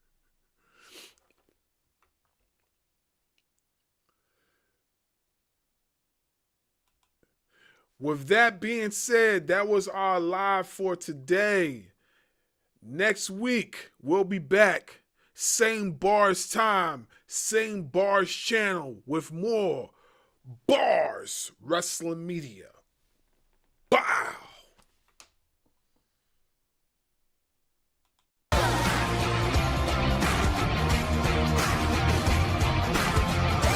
Champions, strategists, unstoppable. This is Barz Wrestling Media. Where wrestling meets greatness.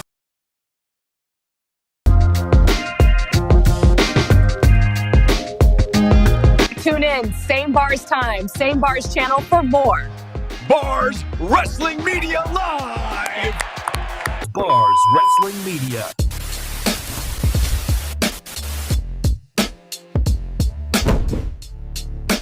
Please like, share, and subscribe to the channel.